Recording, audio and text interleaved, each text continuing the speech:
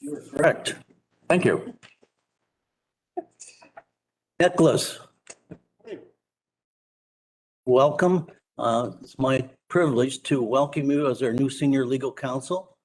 And I don't know, I've met you, I don't know if counsel has or not, but Nicholas is a graduate of Queen's Law. He's specialized in municipal law for the last 7 years. He's come to us down the 401 from Chatham, Kent, which we're very pleased. We're excited to have you to help build our legal team. And Nicholas, you'll be working with Steve Gibson and to support our county and our local municipal partners.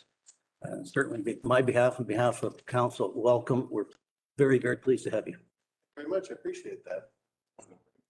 Everyone that I've not yet met. Thank you, Nick. We'll carry on with adoption of minutes from July the 6th.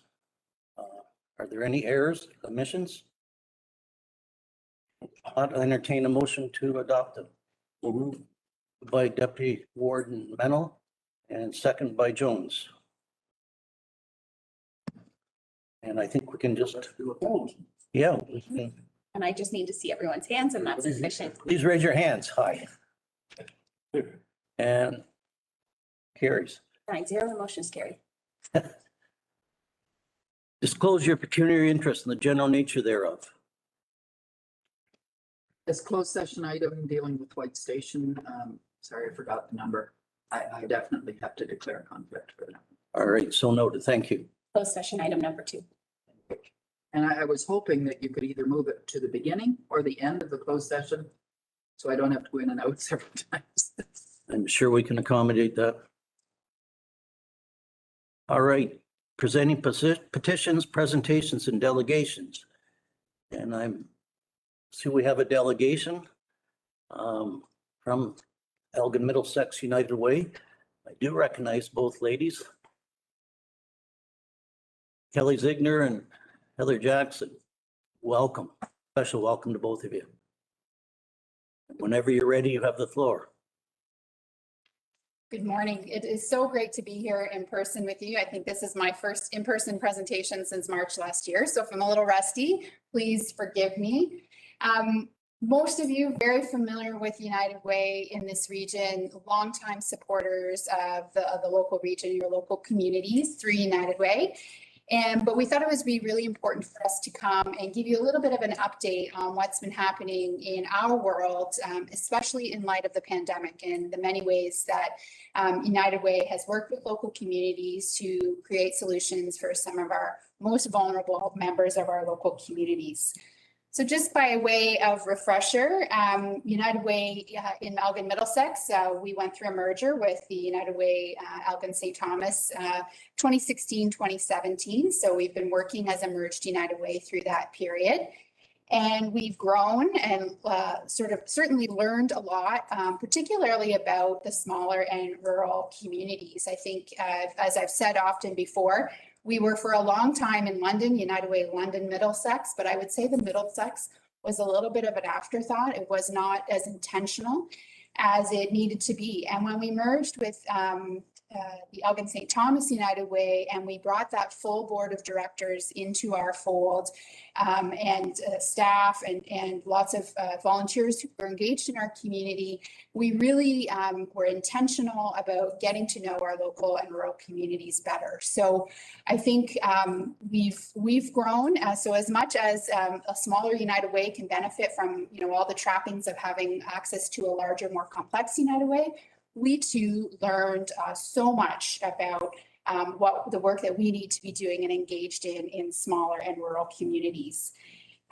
We are an independent charity, part of a bigger federated network. We have our own local board of directors here with a number of representatives from Elgin County on our board and through all levels of our organization. So we always have that local input when it's needed most. And last year through our regular community fund, and that's what you know us best for, we funded 43 different agencies, all in Elgin and Middlesex counties.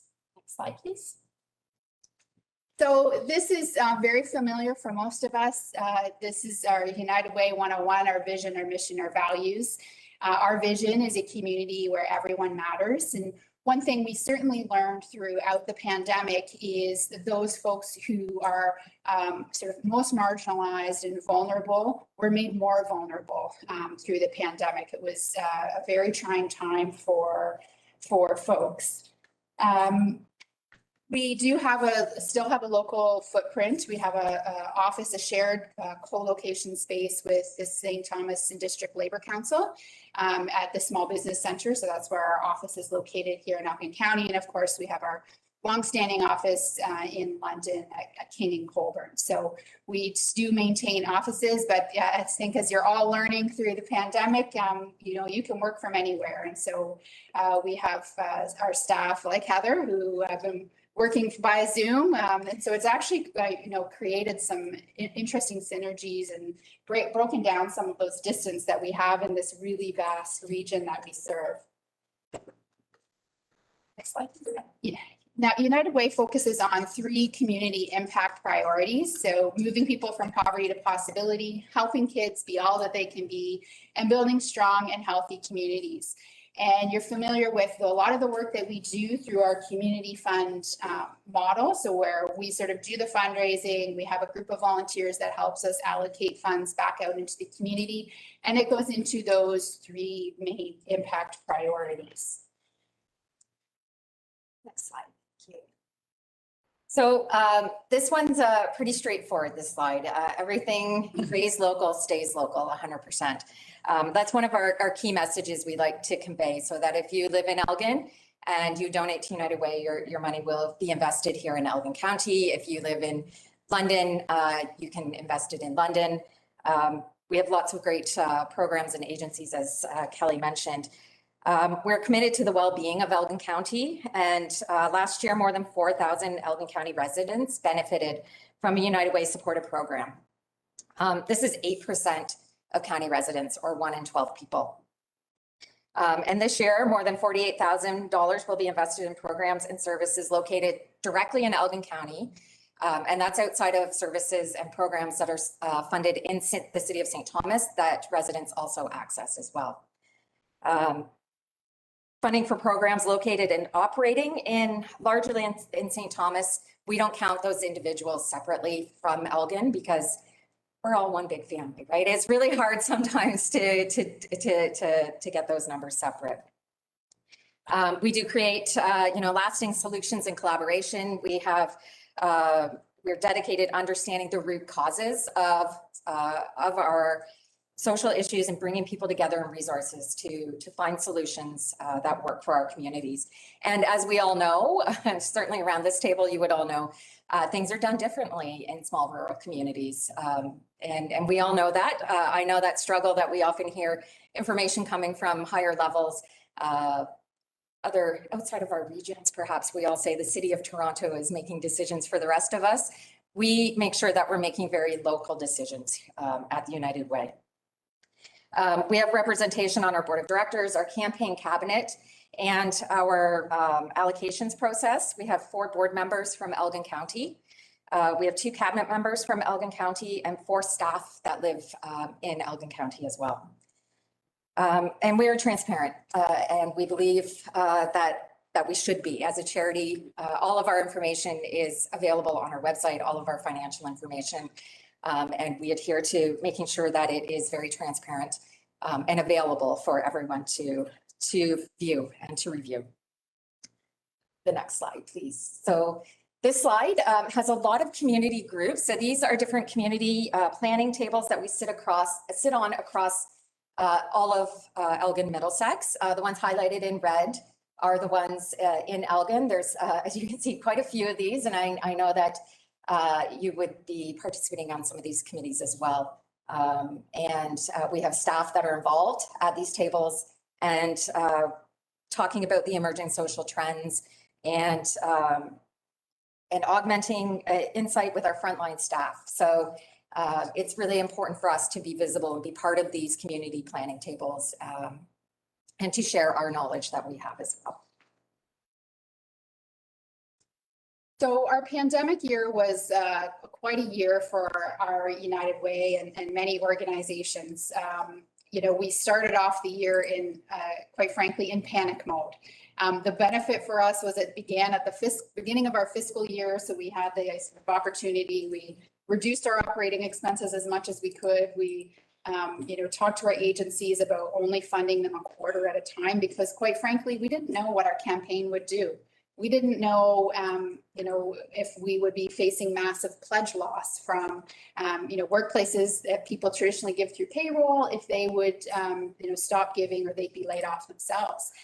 And what really happened in the end was a really good news story in terms of generosity. I think folks realized if they were still in a position to give, and they needed to give more. And so we actually, our campaign outperformed prior years, which came really to a surprise of all of us. And it was really a testament to the commitment of regular people in our communities really wanting to help their friends and their neighbors at a really critical time. We also partnered very closely with the federal government, and we were sort of the vehicle to deliver two big pots of funding. One was the New Horizons Seniors funding, and the other was the Emergency Community Support Fund through the federal government. So that really bolstered as well the amount of investment we were able to make in our local community. So $9.5 million overall. And what did that look like in Elgin County? So we all told we're able to invest over $650,000 in Elgin County. And 200 of that came from our regular community funds. So the things that we fund on an annualized basis through our allocations process you'd be familiar with. We did have a fundraising a drive specific to pandemic relief, and that was almost $100,000 that was raised in local community by primarily local businesses who gave additional corporate gifts, and that was invested back into the community. $17,000 from the Seniors Response Fund and $329,000 from that Federal Emergency Community Support Fund. So it was a significant investment. That's more than double what we would be investing in it on an annual basis in the region. So we were really thrilled that we were able to do that. And so what did that look like? That was about 2,200 basic needs kits delivered to people throughout the county. 1,700 meals, 300 outreach calls made to isolated seniors and vulnerable residents. Devices provided to agencies so that they could, put up the barriers that they needed to be able to welcome people back into their social service agencies, or to provide them with the technology they needed to be able to do Zoom counseling. All of these sort of new frontiers that we had to sort of engage in. Next slide. These are a few of the things that we're funding out in the region. As Heather mentioned, more than 4,000 county residents access programs and services through United Way funded agencies and programs last year. So it's quite significant. And, it's interesting, those agencies range like all the way down in West Elgin. We're funding agencies to Elmer and sort of everywhere in between. One thing also to note is this year we are undertaking a revision of our community fund model. So that's the fund that we fund out of on an annual basis. And for a long time, it's been a really closed process. So, we have longstanding partnerships with agencies throughout the region and in London as well. But what we're hearing loud and clear, in particular, as it comes to issues around equity, that folks and agencies that are maybe serving different populations than we currently are never had an opportunity to request or make an application for funding. And so we've heard loud and clear from the community that it is important for us to be more open as a United Way. And so for the first time in probably decades this year, the Emerged United Way will undergo an open call for agency applications, and that will start this fall. So you'll see on our website right now, there's some placeholder information about that. If there's organizations that you're involved with that you think be a good fit for funding, certainly tell them to explore the website. We'll be having information sessions as well to let people know a little bit more about what the funding criteria is. But all told, that'll be about $4.5 million likely available in funding through that call for applications, and it's open to the region. So it's we're really excited about it and have the opportunity to chat with our existing agencies, refine maybe what we're funding already, and look to be able to include different agencies, some of whom we've built really great partnerships with through some of this pandemic funding. And one other final thing as we sort of begin to wrap up, United Way probably in the past 5 years since our merger, we've really gotten engaged in public policy and advocacy work. And that's new, was new for us in London, and certainly would be newer out in the region as well. And we've had really good success partnering with municipalities and other levels of government on some of those public policy and advocacy strategies. So because we have this sort of access to this big network of social service agencies, we can hear firsthand what some of the challenges are and bring those forward to all levels of government, but also can be really good allies for you as if you're advocating to higher levels of government around issues around equity to internet access, for example, or transportation. We can be a really good partner in strengthening those asks and sort of joining you in those advocacy efforts. So please reach out to us, and if any opportunities like that come up where we could be supportive of advocacy that you're doing to support residents in sort of the area of equity, social inclusion, and poverty, would be our main focuses. So we really like to partner with local municipalities on that. I think it's important work that creates those longer term solutions and not always just the sort of those Band-Aid things that we are seeing through those funding opportunities that we have. So that's our sort of our long-term goal, is to fix some of those policy issues that create those inequities in the system for folks in our communities. So that is, I think my time is up. If there's any questions, Heather and I will be happy to answer them now, or always feel free to reach out to one of us. All right, well, thank you, Kelly. Thank you, Heather. I'll open the floor to questions, comments. Sally, go ahead. Just one comment, and I appreciate so much what you do, what all of you do, because the United Way is very important, and I've always supported it. And I think it's a very important function that you provide for our community. And thank you, because it's not easy. Thank you for that, Deputy Warden Mennel. Just an additional comment on how important the United Way is, and everyone in the counties does support the United Way just through sharing, but I believe our Warden's Golf Tournament is going to be going ahead in September. And correct me if I'm wrong, Tom, is the proceeds are going to United Way again? Well, absolutely. Okay, well, I just want to reassure you of that, and it's always been successful, and I understand it's almost sold out, so. We have a team golfing. We do have a team. We got registered. We're in. So I won't be joining you. I'll be sending someone else, but I know how much fun I am on the golf course. I'm sorry to disappoint you, but we do have a team that will be participating. They're really looking forward to it. And it's nice to be able to look forward to these things again as well. So That date is September the 2nd, which isn't that far off. And just looking at the clock as we speak, I've sourced some golf clubs. They're being delivered. My daughter's bringing them right now.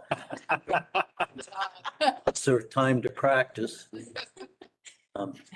So obviously skill is not, don't let that hold anyone back. This is goals to raise some good money for good people. So Duncan. Just on the tail of that, I just want to say to these ladies that the United Way Golf Tournament is a very is an event that's looked forward to around this table, and the reality is that individuals like myself that should not be allowed to have golf clubs and come out and participate in the day. So it's certainly a good cause that we're all quite happy to support. Yeah.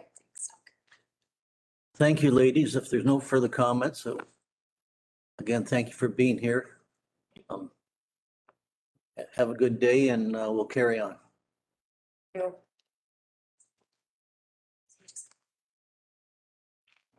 And we need a motion to receive. Councillor Jones, Councillor Ketchabah.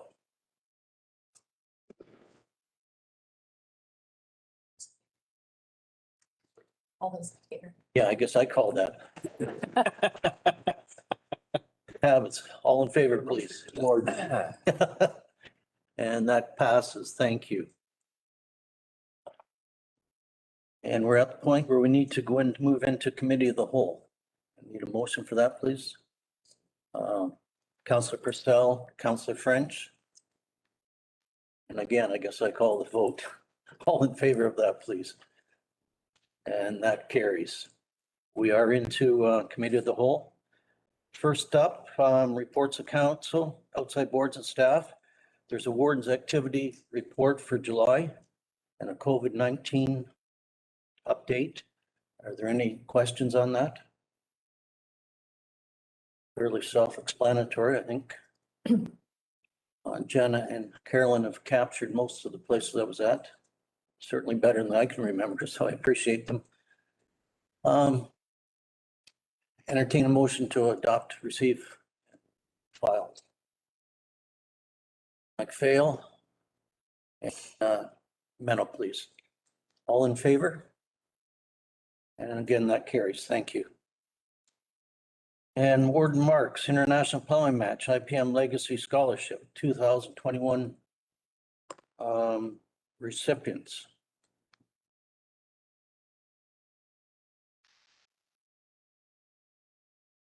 Let me catch up. No. We have to do it here. The recommended motion is that the warden, county council and 2010 IPM executive committee hereby acknowledge and congratulate for recipients of the 2021 International Plowing Match Legacy Scholarship, Miss Amelia McClarty from the municipality of West Elgin in the amount of $2,500. Ms. Karen Reimer, Township of Malahide in the amount of $2,500. Mr. Samuel Kyvenhoven, Township of Southold, $2,500. And Mr. Joe, Rastakavich. municipality of West Elgin. Appreciate everyone's support there in the amount of $2,500. So that, I move the report. and I appreciate you moving that report. It's a pleasant report. The four individuals got a lot to be proud of. Seconder, please. Martin. Again, I'll call the vote. On behalf of all here, I want to congratulate the four, very worthy. Get that done. Councillor Purcell, you're up next. Terrace Lodge Development, please. Okay, we did send everybody out a copy of the report. From my perspective, the financial implications sum it up nicely for you. Project remains on schedule and on budget. And then the important part, Dominique, do you want to briefly mention the fundraising and that you've reached 50% of this year's goal already? Thank you, through you, Mr. Warden. Yes, so we're pleased to report that we have reached 50% of our first year goal through a few very generous donations. And you may also note that we have increased our total goal to $675,000 from the $650,000. That's to recognize an additional investment we'll be making of $25,000 for the comforts of staff, which is very important and has been recognized by a long-term staff member, Dr. Toth, who's been with Terrace Lodge for more than 25 years. And he and his wife wanted to do something for staff, specifically for staff, and they will be donating the $25,000 that will go towards a nice patio and terrace and outdoor space that will be used by all staff. So we gladly added that to our wish list and to the construction project. And so thank you to the steering redevelopment committee for enabling that. And so we'll carry on hot off the press. Even in this media release, we got a recent donation from West Elgin Insurance, who is purchasing the remainder of the benches that we showed on the catalog. So to the tune of almost $4,000. So, so donations are coming in. So by all means, if you sit on any boards or committees or in your community, if you know anyone we should be speaking to, it is working through word of mouth, through presentations, through direct conversations. So we encourage you to contact members of the committee member so that we can continue making the progress we're making right now. All right, thank you for that report. I heard that the project's on time, on budget. Great news. And even better news from the generosity, so well done. Mover and seconder for the report, please. Ketchbaugh and Mennel, or Ketchbaugh and Jaguar.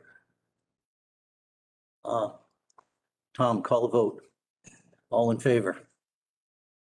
That carries. Thank you. Tree Commissioner, Weed Inspector. Jeff, I see you on screen. Welcome. Floor is yours. Go ahead. Good morning, Mr. Warden and the rest of Elgin County Council.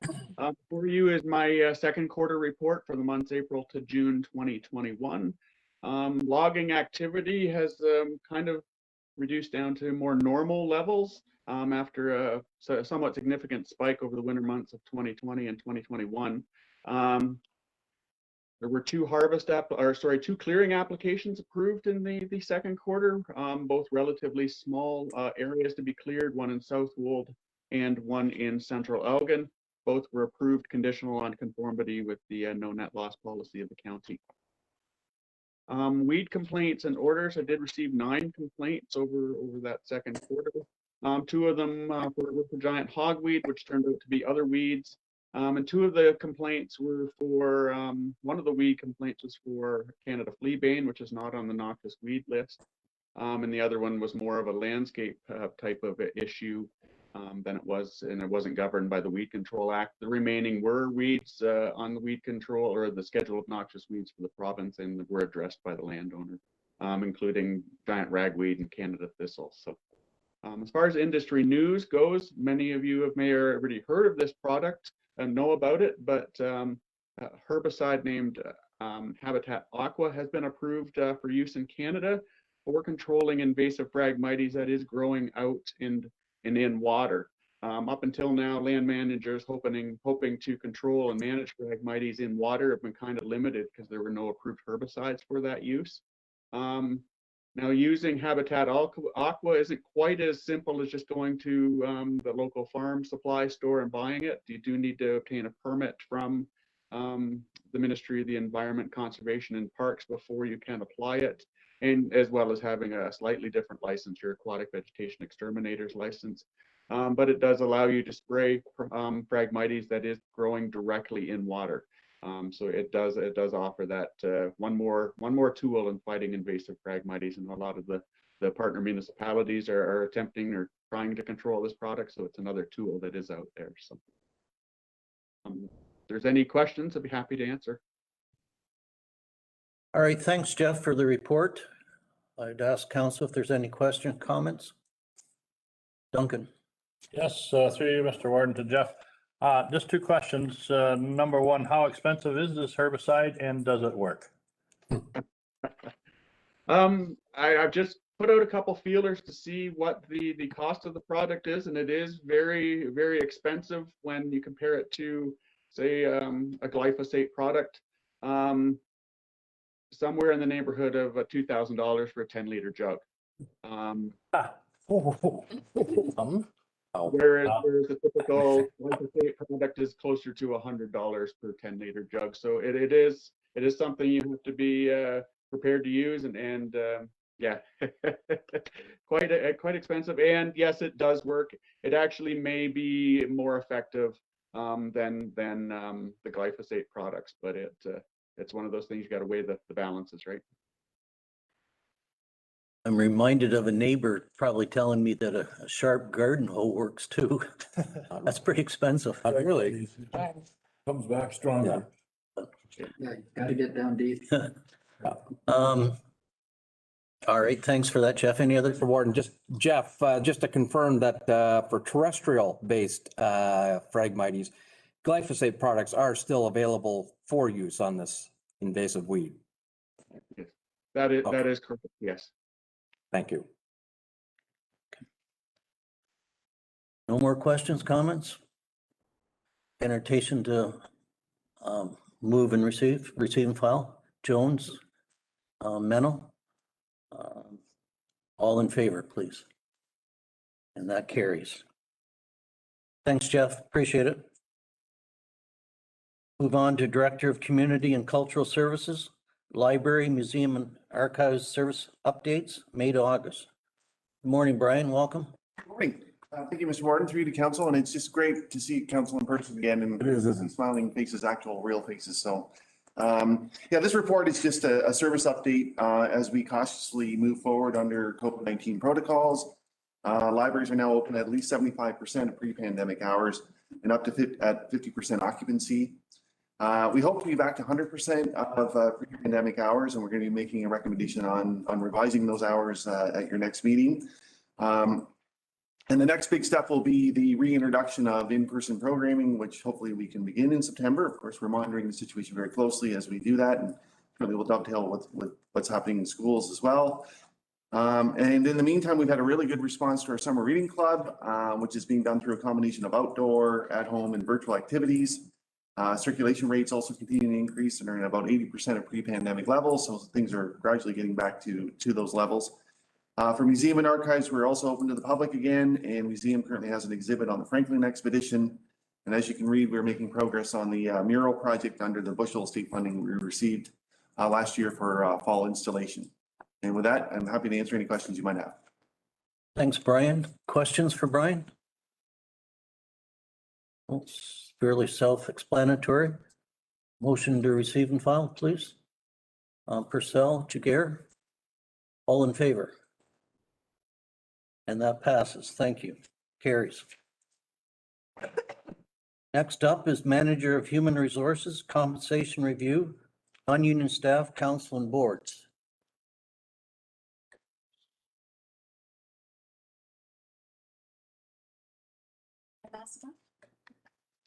Good morning. Good morning. Welcome. Thank you. The floor is yours. Thank you so much. Thank you for having me and allowing me to present to you this morning. Through the warden to members of County Council, I'm here to seek approval and direction to proceed with the RFP process to hire a consultant to conduct an overall non-union compensation plan review and pay equity analysis for non-union staff, council, and boards. If approved, staff will prepare and present a subsequent report on the award selection, and that would be following the RFP process. So I'm also here to seek approval to get a defined list of market comparators, and I can explain that shortly, but it's also within the staff report. The defined list of market comparators would be for utilization when determining compensation compared to the 50th percentile that we use per policy. As indicated in the staff report before you, the last comprehensive compensation review for non-union staff, council, and boards was conducted in 2015. Council's direction was in 2007 to undertake such a review each term of council. So essentially this staff report before you is meeting that direction. If approved and staff proceed, the compensation review and pay equity analysis will be for 2022 to 2025. Additional information will be forthcoming once staff have an awarded consultant and we commence work. But essentially the goal is to remain competitive in and amongst our industry comparators by attracting and retaining top talent and to ensure the county is pay equity compliant. The other purpose of this report is to formalize the county's approved market comparators, as I mentioned earlier. Surveying external market compensation and remuneration comparison is a generally accepted practice in the public sector. And in order to ensure the county's sample comparators are appropriate and reflective of the needs of the County of Elgin by way of human resources and talent management. Attachment A to the staff report explains the rationale that we worked through for the municipalities proposed, but I can certainly answer questions or get information for you if needed. Based on the cost of market salary reviews facilitated by a few of our neighboring municipalities, the cost to hire a qualified consultant for this project is anticipated to be between $25,000 and $30,000. Staff are seeking council's approval and direction to proceed as recommended on page 1 of the staff report. And with that, I'm available to answer questions. Thank you, Stephanie. Good report. Questions? Councillor Ketchabah. Thank you, and thanks for the report, Stephanie. Nice to see you.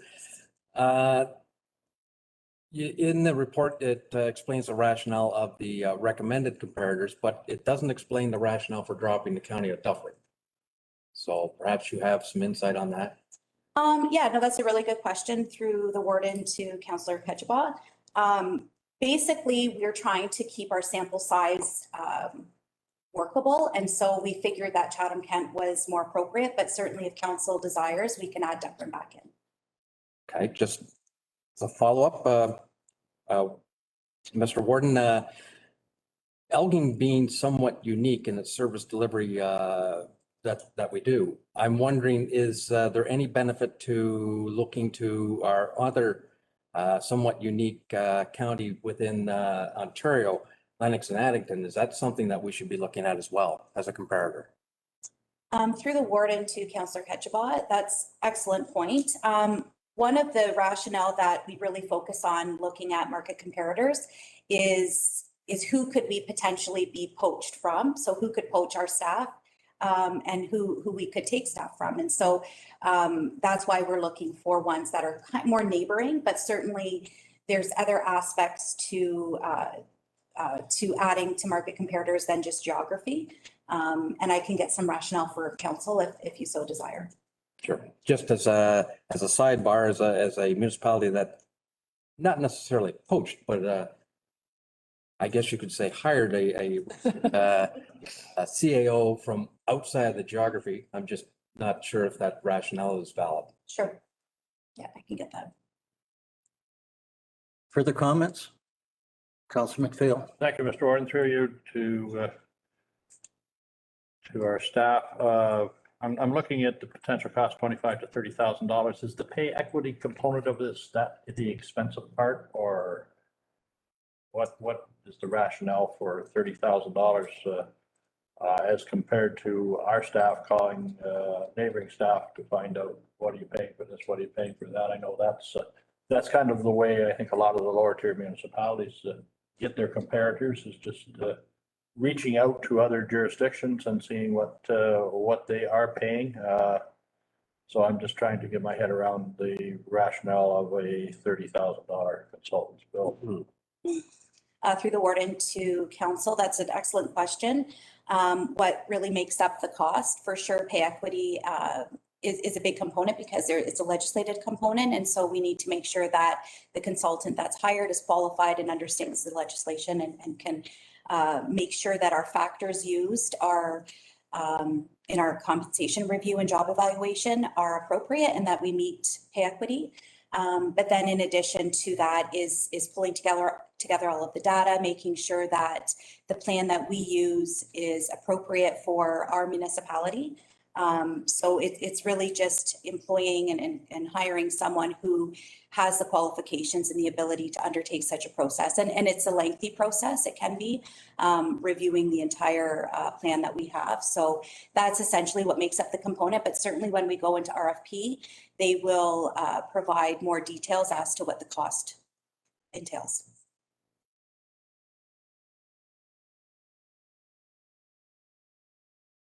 Councillor Jiguer, go ahead. Thank you, Mr. Warden. Just curious if you have roughly any trends on vacancies on the non-union staff and how difficult it's been or perhaps not to either fill, or how many of our staff have been poached or have run to other positions. Like, I know you make a reference to a bitter competition and fighting a war. So those are, heavy duty words. So I just want to make sure we keep an actual context. Through the warden to council, that's excellent question. And we've considered some stats. I can pull together more appropriate stats for council and circulate that.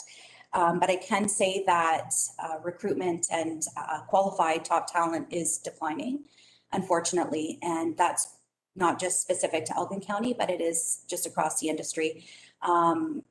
So again, we can provide stats for you. The other concern that we're having is really having to negotiate when we bring someone on board. And so what we have is our basically our pay rate or the grid level. A lot of new oncomers are looking at negotiating at a higher start rate. So that's kind of been a trend that we're seeing as well, but certainly can get additional stats for you.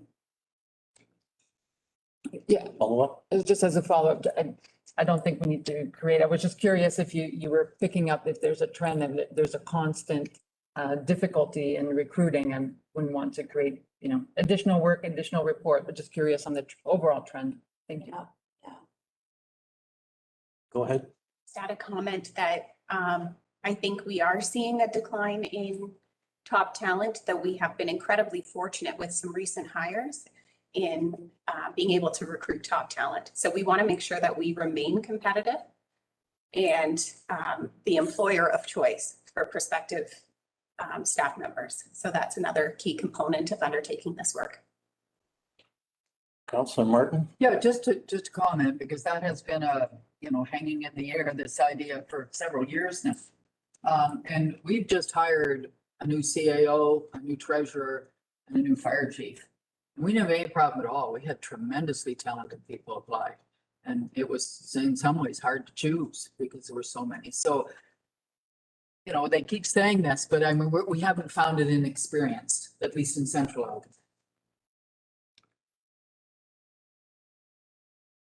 Go ahead. I'll just remind council, this is a council policy that we are overdue undertaking this study. So that is really the driving force. It's less about perhaps all of the details associated with our recruitment experience, but we are required by policy to bring this back to council for your consent to proceed. Good point. Councilor Ketchba. Thank you, Mr. Warden, and I would ask that staff, would you confirm that this was something that was contemplated in the 2021 budget and it's already included? Thanks, Mr. Warden. This is something we were going to bring forward for the 2022 budget.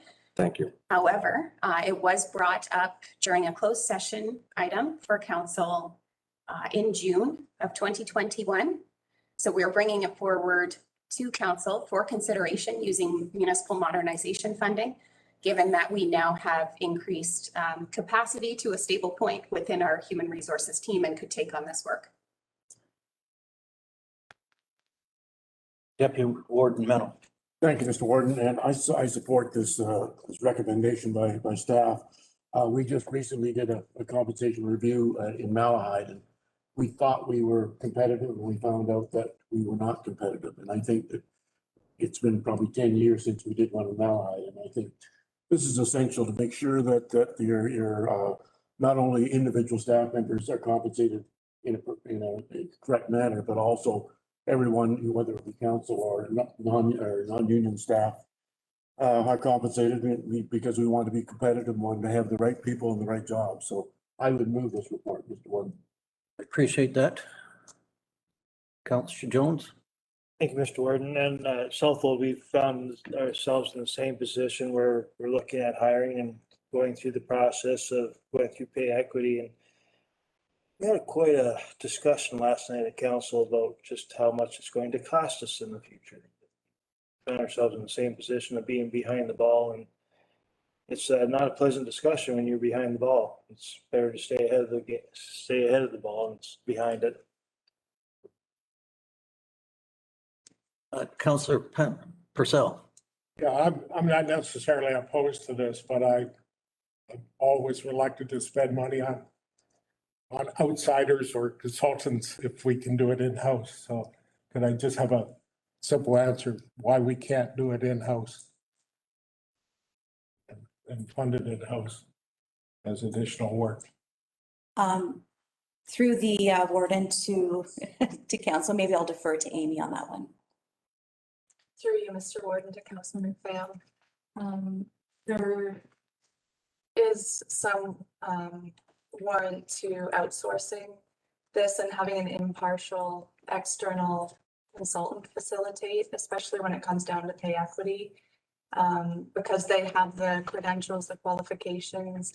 We maintain the job evaluation process and pay equity, but having at every term of council, an external qualified consultant review to make sure that we are remaining compliant with all of the legislation as well as remaining competitive in the market is a best practice and the very common practice. We do always in HR keep an eye on where we're at. We keep an eye on the legislation to make sure we feel like we're remaining compliant, but having an external consultant, and they're highly qualified. Anybody that we would go with to do this is really all they do is the pay equity and job evaluation. They'll review our system and processes to make sure we're staying compliant.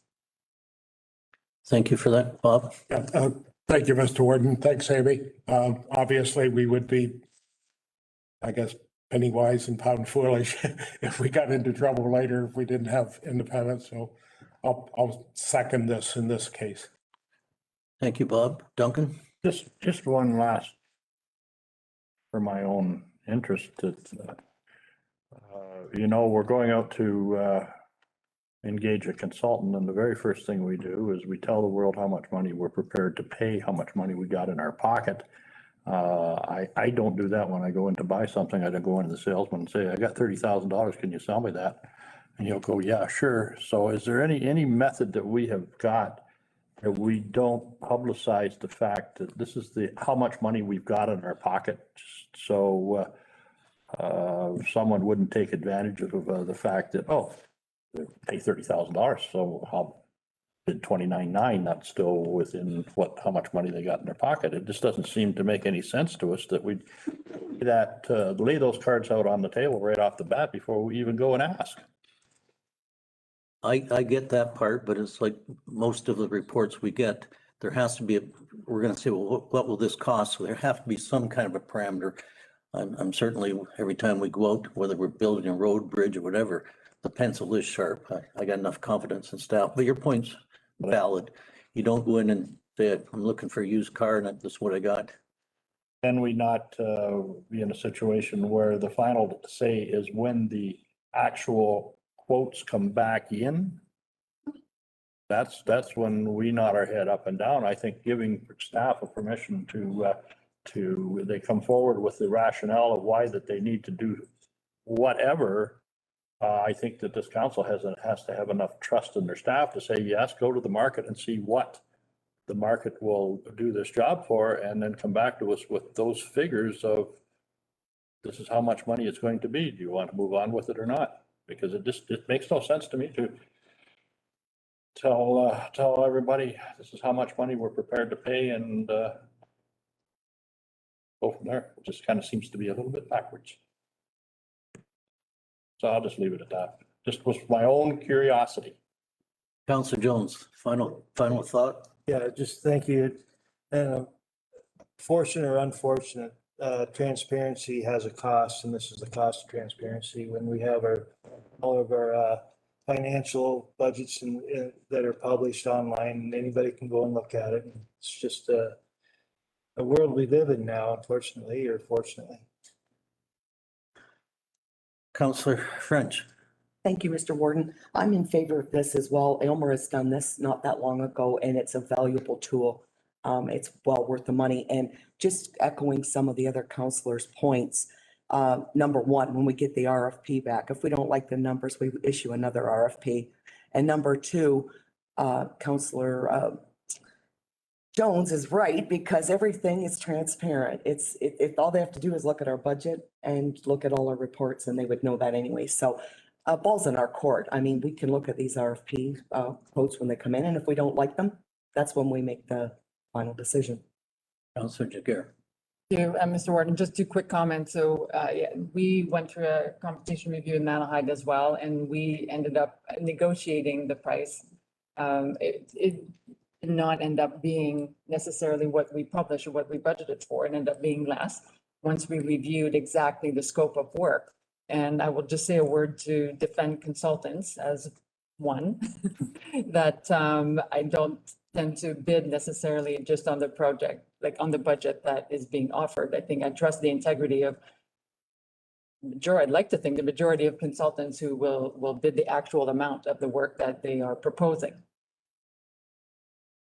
Thank you. Decision time? Just clarification on the question, Mr. Morton. Is the decision today to identify the list of market comparators? And if that's so, is it the published list, or are we going to have further discussion on inclusions or exclusions? Through the warden to Councillor Ketchba, the recommendation is to approve that list, but if council desires to leave that out, that's fine as well. Is it a requirement at this stage for the RFP to have that list, or is that something that at acceptance of the RFP, we can then approve of the list of comparators? Through the warden to Councillor Ketchba, that's correct. It is not needed for today's report. To proceed with the RFP, we do not need this list.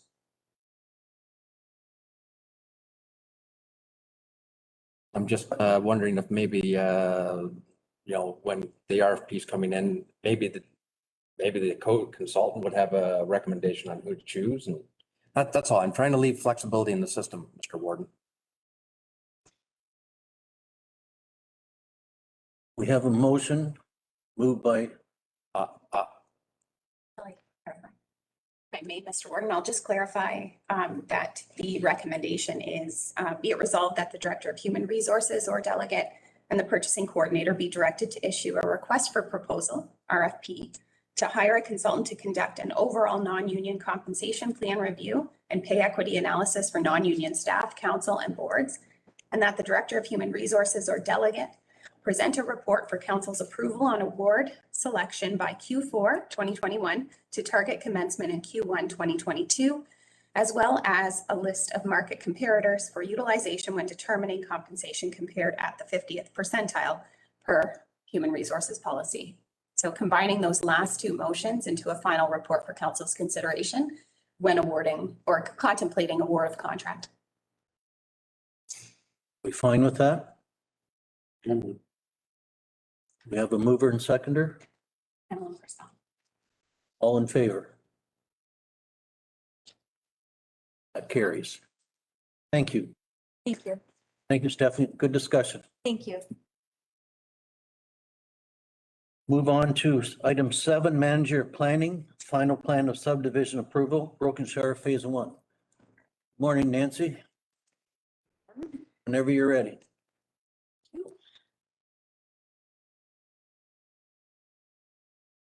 Morning, and thank you, and through you, Warden, to members of council. This is an information report on the recent Phase 1 registration of the Broken Shire subdivision, which is located in the municipality of Dutton Dunwich, and I'm available for any questions. Questions for Nancy? Fairly straightforward. Mover and seconder. Councillor Martin, Councillor Purcell. Everyone ready? All in favor? And that carries. Thank you very much. Great job, Nancy.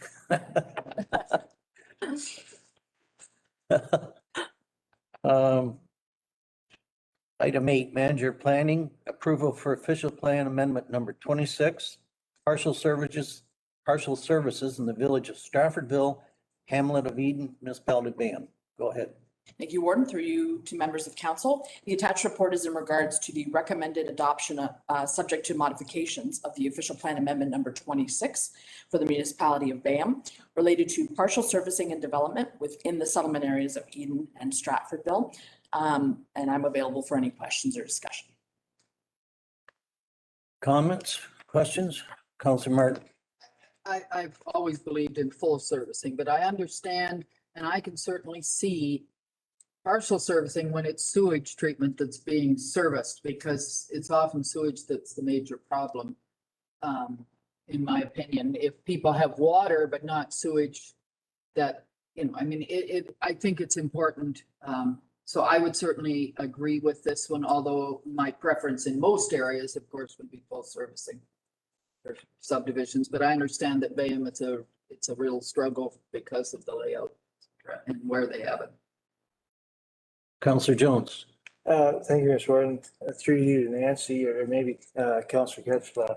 So obviously it'll be on wells, and has there been any kind of study to show that the water table will support high density on wells? Because I know in Southwell it wouldn't. So just a question for clarification, because I'm not sure what the liability is if you go, say yes to a subdivision and the water table won't support it in the end, and who's at fault at that point?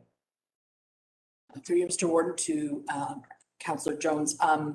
That's essentially what the policy sets up in terms of structure. It'll require those studies, the hydrogeological, the potentially geotechnical, whatever is required in order to support something like that. Because obviously, as you mentioned, liability is of number one concern for everyone, and ensuring that there is adequate services to support any development going forward in the future, long term. So definitely that's one of the key requirements through this policies. The current County of Elgin official plan policy, which requires that settlement capability study to kind of look at the overall as well. So, thank you.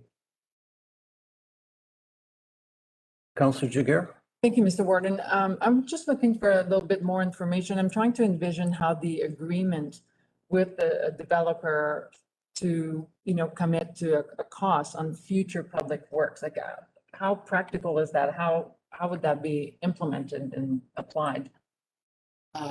Through you, Mr. Warden, to Councillor Giguere, that is going to be something that is going to need careful consideration going forward, obviously, because costs for something like this will definitely change over the years. So even taking securities now for the future would probably, let's say there was an issue, hypothetically 20, 30, 40 years down the road, that the cost considerations are going to definitely change. So that's going to be something that we'll need to work on with, I think, BAM as well, just to ensure that any agreement in the future is legally defensible, as well as has the appropriate funds earmarked somehow, or an appropriate way to get funds in the future. So I know that this has been done in other municipalities, so certainly there'll be a review to see if it's been done successfully and where, and what type of structure that has for the future. So we'll look into that for sure.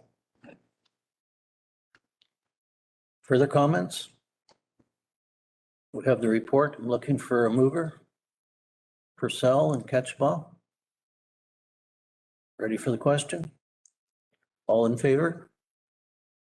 And that carries. Thank you.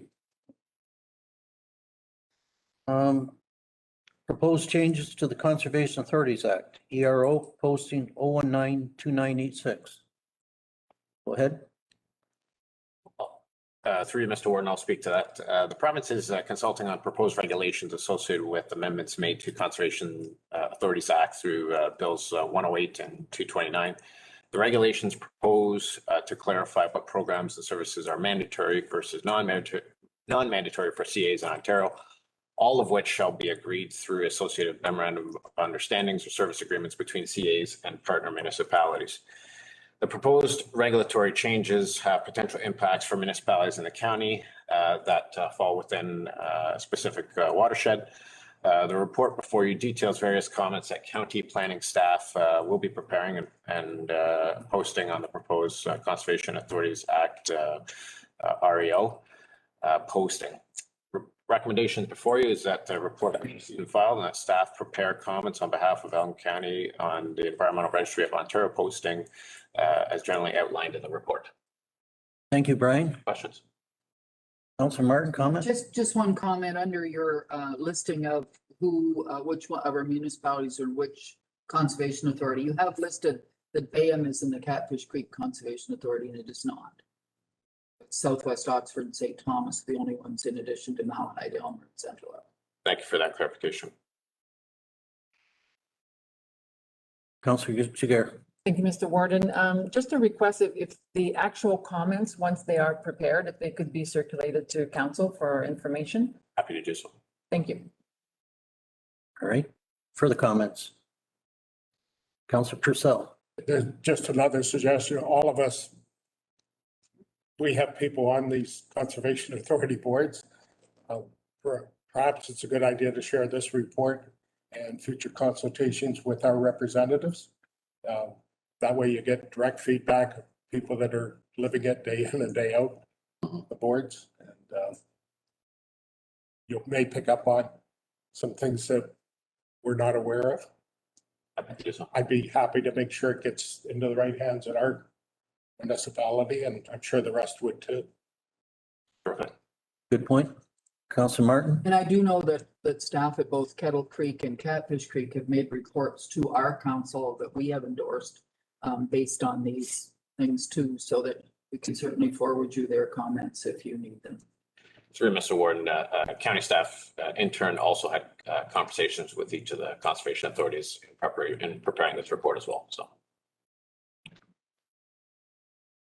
Councilor McPhail? So, Mr. Warden, through you to Brian, in reading the report, I'm just a little bit confused. They're talking about a public body that is going to be overseeing conservation authorities, or is it the plan to get rid of the boards as they exist now? Kind of just fill in some of the blanks for me on that. Yeah, through Mr. Warden to Councillor McPhail, there's certainly a lot of questions yet to be answered. We haven't yet seen the regulations. We've just seen preliminary drafts. Conservation authority staff in turn are also asking a lot of questions. And so we're all eagerly awaiting the release of these regulations to better understand what that structure. It wasn't just me that was confused. Councillor Jones? Thank you, Mr. Warden. Yeah, as chair of Kettle Creek has the same concerns and questions. I think everybody, it's up there until you see the regs. No one really knows. Councillor Martin? I do know with that, the idea of this other advisory board, like we still have you will still have, as far as our understanding is, you will still have the appointed boards as we do now, but this would be an advisory committee. That might make sense with a larger conservation authorities, but with someone like Catfish who has 5 board members at the moment and already have agriculture represented, et cetera, on there. I know one of the things is they want all aspects like agriculture represented, and they were advising that with these advisory boards. But the other thing is, will there be compensation for the advisory board? And who's going to pay that? Because the province certainly is backing out and providing less and less funding. They're expecting municipalities to fund almost everything.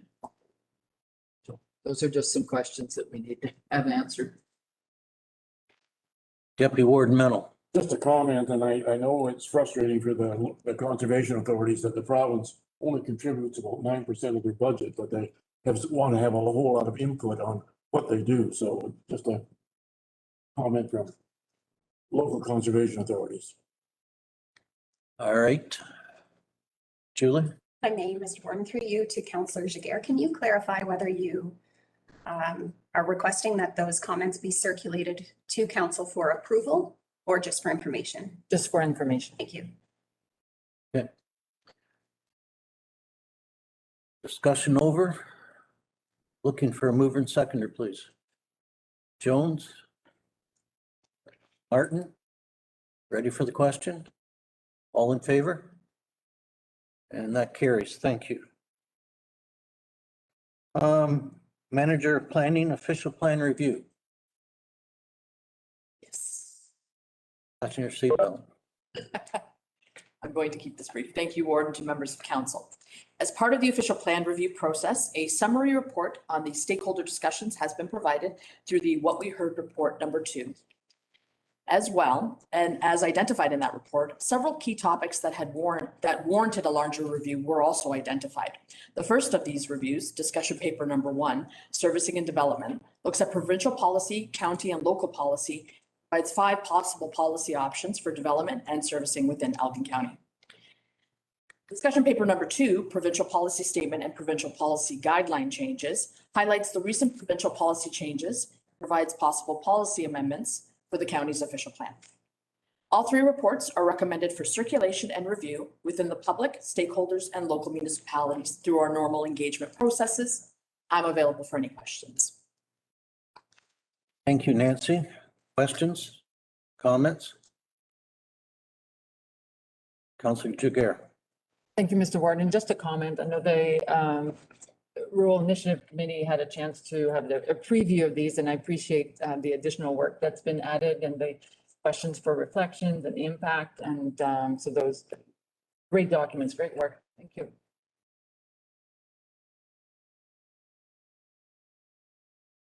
Councillor McPhail. Through you, Mr. Warden and Nancy. When you mentioned the responders, do we have a total number of people that responded and compare that with the our total population? What kind of percentage of do we hear people responding? Through you, Mr.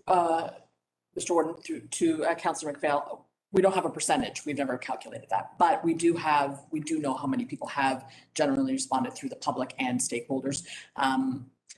It's a low percentage comparatively. There's approximately 50,000 people in Elgin County, and we've had, upwards of, let's say 40, 50 responses at this point. Certainly over the summer months and as the pandemic eases a bit, we're also doing a lot more outreach into the communities. We're hoping to do a lot more face-to-face. For instance, we went to the Dunwich Night Market recently, and we were able to connect with a lot more residents. There was 1,000 people that came through there. It was quite well attended, and we were able to really talk about the official plan review and a lot of those projects that are going on. So those kinds of face-to-faces are also going to be important to get a lot of those feedback from people that wouldn't normally even be involved, and in the hopes that they'll feel comfortable and provide some guidance as well. So overall, I'm actually quite pleased with the responses we're getting.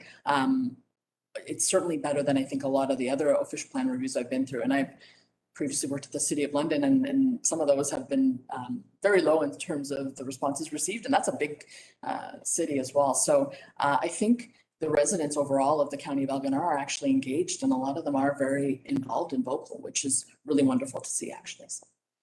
So it's a work in progress. Essentially, yes. I wouldn't want your job at all trying to set public policy with very limited amount of input from the public. It's certainly not an exact science at the best of times. So I'm glad to hear that you're continuing on and trying to engage the public as best you can.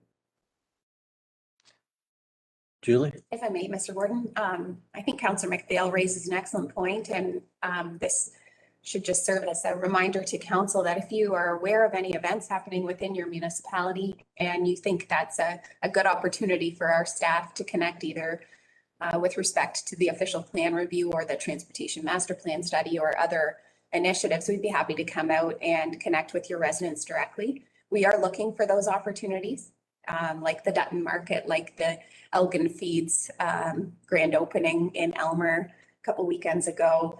So please do let us know and encourage your staff to connect with us if they're aware of those opportunities as well.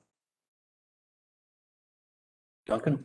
Mr. Warden, through you, one of the events that I'm quite looking forward to, I believe this week, Nancy, you and I are going to take a busman's holiday through West Elgin, so you can see things firsthand. And I think that's very important that as our county planner, you have a good understanding of what's out there. And I would certainly suggest to the rest of you to maybe take an opportunity to invite Nancy for an afternoon just to look things over and point out places that you've probably never been to. So I think it'll be a great day. Forward to it. Councillor Purcell? Yeah, that gives me an opportunity to publicly thank Nancy for taking interest in her job. When you get limited feedback direct from the public, they're the ones that don't talk to us will be the ones most upset about things aren't their way when it's done. So Nancy's like the rest of the county staff. She's working hard to get out there and understand what's going on, understand what's happening. Our municipality, like the rest of you, it's extraordinary what's going on as far as development and changes, growth, and even new things we never dreamed would happen in the past. So I think Nancy's putting in the effort to really understand what's behind the numbers, because any of us that have ever worked with numbers we can make them look any way we want to, despite the fact that they're audited and everything else. If you've ever been involved in selling companies and things like that, you can make them look pretty nice for sale and that you have to understand what's behind those numbers and be able to recognize when something's going sideways. And I think all of our staff are doing that. That's one of the reasons I like growing things in-house, because they have to live with the consequences of whatever the decisions or recommendations are that come back to us. So I really want to thank you for that, because as Duncan pointed out, it's pretty thankless to vote and ask the public for some feedback. And if you did a percentage on that, we can't make 1% out of the numbers that came back. But that's probably pretty good for a survey, to be honest. You know, with nature like this, but at least this way, I'm very comfortable that our staff are doing everything to get at the truth and do the right things for the right reasons. So thank you for that effort. Thank you, Bob. Certainly agree with those comments. Reading some of the comments, they're interesting. All right, are we ready to receive the report? Councillor Ketchbaugh? No, I'll move the recommendation. Thank you for that. Seconder, please. Councillor French? Ready for the question? All in favor, please. Very good. None against. That carries. Thank you. We'll have a casual day, Nancy. Thank you, Nancy. Thank you. General Manager of Engineering, Planning and Enterprise, Administration Building, Accessibility Elevator. Brian, go ahead. Thank you, Mr. Warren, through to council. In support of this project, county staff recently completed a two-step pre-qualification tender procurement process in which 5 of 17 contractors were pre-qualified based on the firm's experience with similar past projects. Unfortunately, only one pre-qualified bidder responded to the county's follow-up tender call with a bid of approximately $2 million higher than the approved budget amount allocated for this project. It's the design team's opinion that the primary significant reasons for the project cost increases and lack of bid submissions is attributed to timing, call being early summer, and when seeing as many of the pre-qualified bidders already had an abundance of work, and quite frankly, the availability of materials and trades for the immediate start that was designated within the tender. So staff is thereby recommending that this report be received and filed, that county staff proceed with a public retendering of the work scope split into 2 projects this time. The first project consisting of the accessible elevator additions, basement public accessible washroom renovations, the elevator decommissioning being the existing units, removal of non-conforming entrance ramps, and required landscaping. This project is expected to be tendered in September and is anticipated to take approximately 24 months to complete. The second project would consist of council chambers itself, as well as the entrance lobby reception renovations, and it is expected to be tendered in the new year, with work anticipated to be completed throughout the summer months, June to September. With that, I'd be happy to answer any questions. Thank you, Brian, for the report. I like your strategy. I think it's a good one. Open the floor for comments. Deputy Warden. Just a comment, I will support this. Yesterday I was at the Beaver Lumber and they said they could only hold on to a quote for 15 days. After that, it's unknown. So that's unfortunate. It's the climate we're dealing with right now. And I think as COVID kind of is being in the rearview mirror, that things will settle down hopefully in 2022. But right now it's a gamble. So that's why we're getting this quote way above what we expect. So I'll move that. Thank you for that. Further comments? Councillor McPhail. When I heard the price, I really got a great appreciation for the room the way it is. Pretty nice in here. A second. Thank you, Councillor Jones. The motion's been moved and second. Further discussion, we're ready to vote. All in favor, please.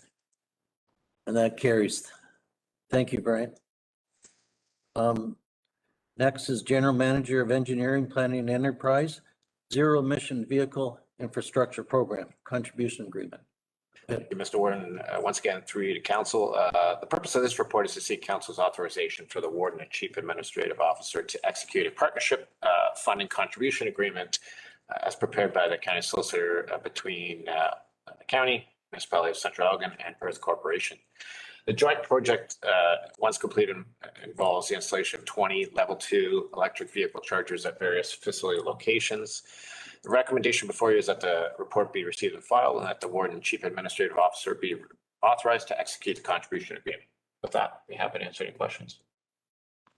Questions for Brian? Councillor Ketchba. Thank you, Mr. Warden. Brian, when is the anticipated installation timelines? Through you, Mr. Warden, Councillor Ketchba, installation is actually commencing this week on some of the wall-mounted installation units, and then pad-mounted units will be within the next month. So we anticipate by this fall, everything will be completed. Okay. The reason I asked, Mr. Warden, is, given the current negotiations that are going on with Central Elgin, just wondering on the prudency of the installation of the 4 units there until, we know that the tenant or even prospective owner might actually be there. Or are these portable? Yeah, through you, Mr. Warden. I've had those discussions with municipality staff, and they remain adamant that they want to see those units installed. Okay. And they will be funding their appropriate portions of that cost as well. Yep, thank you. Councillor Martin. Yeah, just so, sorry, Mr. Warden, through you.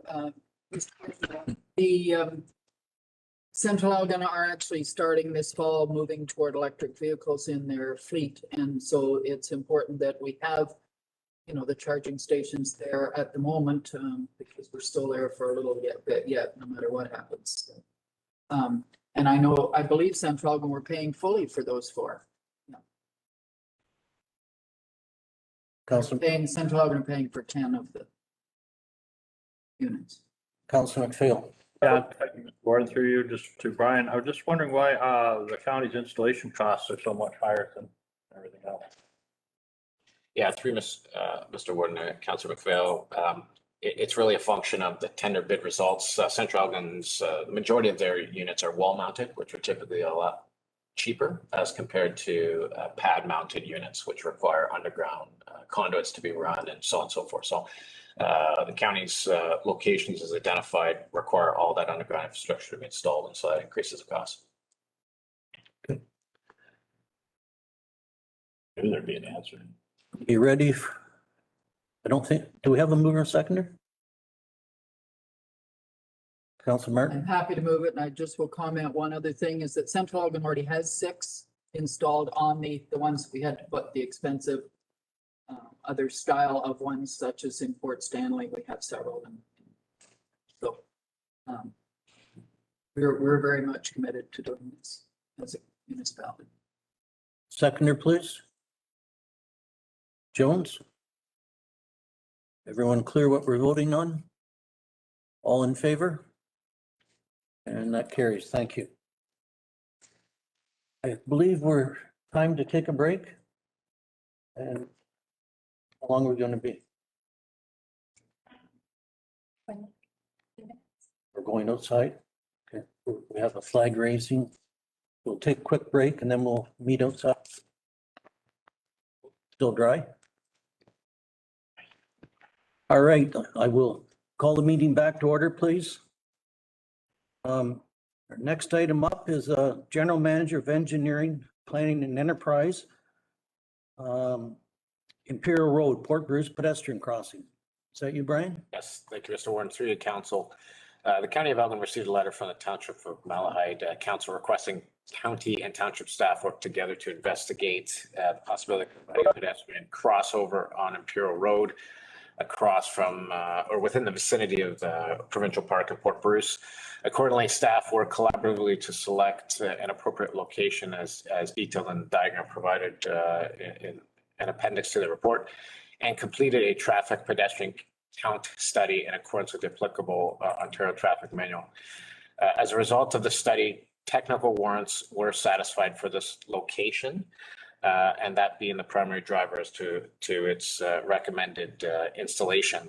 Unlike other recent locations, an analysis undertaken, example, Dutton Dunwich recently, whereby it was not warranted.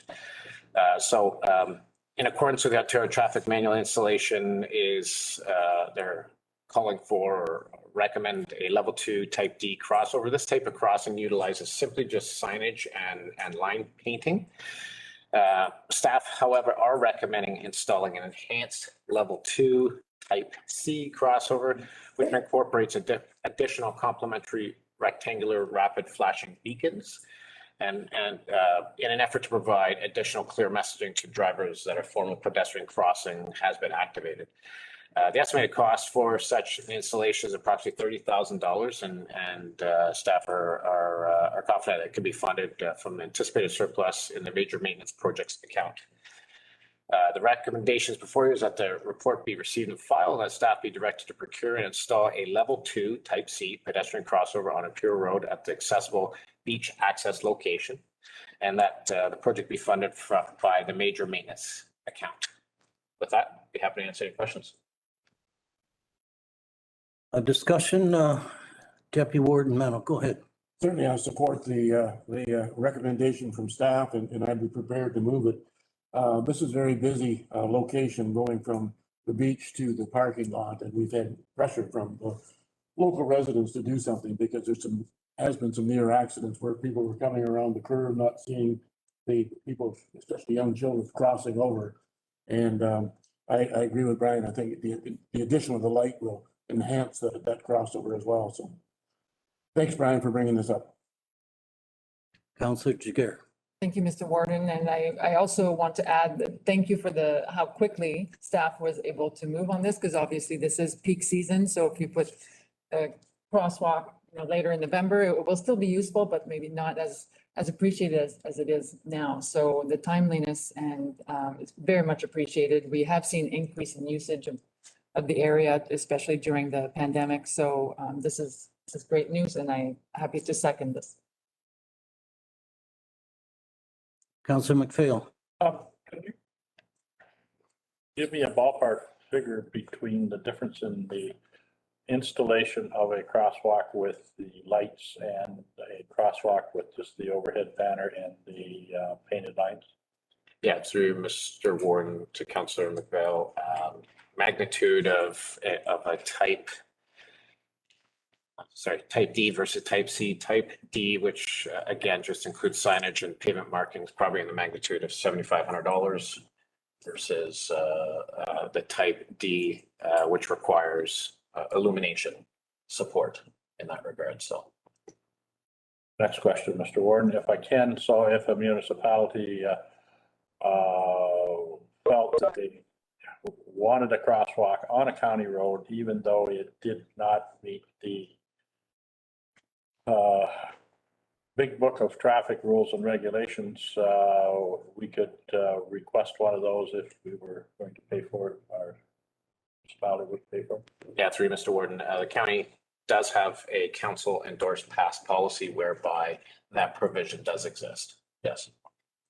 This one here is going to be funded by the county though. Yes, seeing as it's warranted.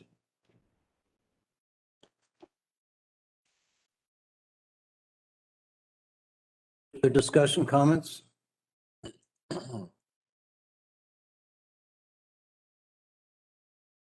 Certainly, I'm always err on the side of safety, and I appreciate staff's opinion. I anticipate a question from a certain member on Central Elgin Council who lobbied very hard for quite a number of years to get a crosswalk in Belmont. And finally, this term, thanks to you, Brian, we were successful in getting one. She's probably going to ask me, why does Central Elgin have to pay? And this here, so I'm anticipating that question, and I want to reiterate, I'm all for the side to erring on side of safety, but I anticipate that question, so I'd like an answer so I can give it to her.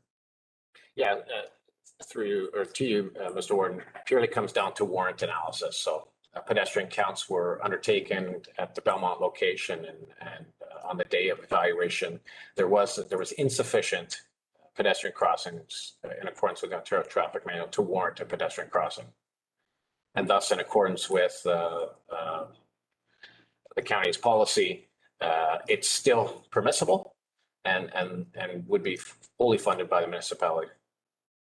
Councillor Martin? Just one comment, Brian. A lot of people are afraid to cross Belmont. That's why there aren't as many pedestrian crossings, because they're really afraid to cross there. It's a major highway and people do speed through there. So, I mean, most of them will end up driving across rather than walking across. And for the ones that don't know, that crosswalk is literally just finished. The concrete is still curing. And they've narrowed the road down. I think personally, I think it's a great help, you know. But no, I've got my answer. And like I said, I will always err on the side of safety, but that raised my eyebrow a bit. Further discussion? We have a mover and seconder. Ready for the question? All in favor, please. Against? That carries. Thank you. Brian, you're still up. Fillmore Bridge Deck Replacement Engineering Services Contract Award. Yes, thank you, Mr. Warren, through you to council. Once again, this report provides details on a recently issued and evaluated request for proposal for engineering services to replace the existing bridge deck on Fillmore Bridge located on Richmond Road within the municipality of Bayham, and seeks council's approval to award the contract and create a new capital budget in the amount of $80,000 to fund the provision of engineering services due to the absence of an approved project budget, including the 2021 capital budget. The recommendations before you is that this report be received and filed, that the 2021 capital budget be amended to include a new Fillmore Bridge deck replacement project budget account in the amount of $80,000 to fund the provision of engineering services, that the provision of engineering services associated with Fillmore Bridge deck replacement engineering project be awarded to CMEC Canada in the amount of $69,472, excluding HST, and that the warden and chief administrative officer be authorized to sign the supporting engineering services agreement. Happy to answer any questions. Thank you, Brian. Comments, questions? Ready for the vote? I need a mover and seconder, please. I do have a question. Go ahead. Thank you, Mr. Warden, to Brian. Given the fact that this is looking at securing the engineering services, what is the anticipated timeline for the scope of the work? That's right, Mr. Warren. Councillor Ketchba, subject to council's authorization to proceed, staff would be engaging the CMA Canada staff immediately and would look to expedite this project to the extent possible, but realistically likely look at a construction timeline sometime next year. And we'll also coordinate this work with planned reconstruction within the village of Richmond as well. So we have to be mindful of that. Yeah, thank you for that. So we're talking about there's opportunity to build into the capital budget for 2022, the works required. Correct. All right, thank you. Mover and seconder, please.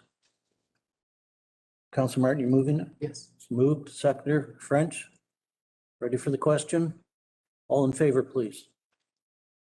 Carries. Thank you. CAO, ambulance vehicle. Go ahead. Through to members of council, this report outlines the ambulance fleet replacement scheduled for 2021, 2022. The report is self-explanatory, and the recommendations before you are that the report be received and filed, that the purchasing coordinator be authorized to issue a purchase order to Crestline Coach Limited for 2 ambulances to be purchased in 2021 at the quoted price of $433,424 plus applicable taxes as approved in the 2021 capital budget, and that staff be authorized to purchase 2 ambulances in 2022 from Crestline Coach Limited, subject to capital approval and sufficient funding, and that 2 ambulances each be declared surplus in 2021 and 2022 and be disposed of according to the asset disposal policy. With that, I'd be pleased to answer any questions council might have. Questions, comments? Councillor Jones. Just Thank you, Mr. Warden. Just a quick question, I guess. Are you confident we'll be able to receive those vehicles? Because I know Southwold is waiting for pickups for a long, long time and waiting for chips to come in so they can send them down the road. Is that going to be an issue? Yes. Yes. For you, Mr. Warden, to Councillor Jones, I wholeheartedly agree that is going to be an issue, which is why we'd like to be able to get the order placed so that we're in the queue. So fairly straightforward report. Down memory lane, Deputy Warden Mennel, probably you remember, but back when I was first on county council, we had a heated discussion one day why ambulances weren't diesel. You know, everything's extra heavy duty in that, but and I see there's still no diesels there, so we lost that, I remember that day, but they seem to be lasting, so. Councillor Jones? I'll move. Okay, so moved. Seconder, please. Fail. All in favor, please. Carries, thank you. Again, CAO, COVID-19 emergency team planning, July update. Thanks, Mr. Warden, through you to members of council. Council's probably quite accustomed to these reports that detail our operational response to COVID-19. Recommendation before you is that the report be received and filed. Be pleased to answer any questions you might have. Questions for Julie, comments? Again, fairly straightforward. Under COVID, we are hopeful we're headed in the right direction. Mover and seconder, please. Purcell. Jaguar. I'll call the vote. All in favor, please. And again, that carries. Okay. Any against? All carries.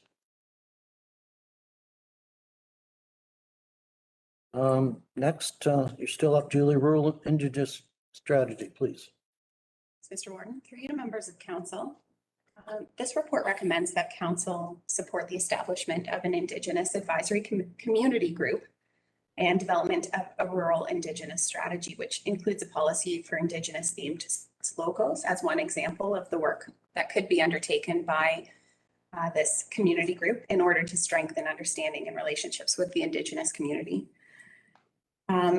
It is important to note that this would not be a committee of council or supported by an existing council committee. It is recommended that this be a community group that would be formed.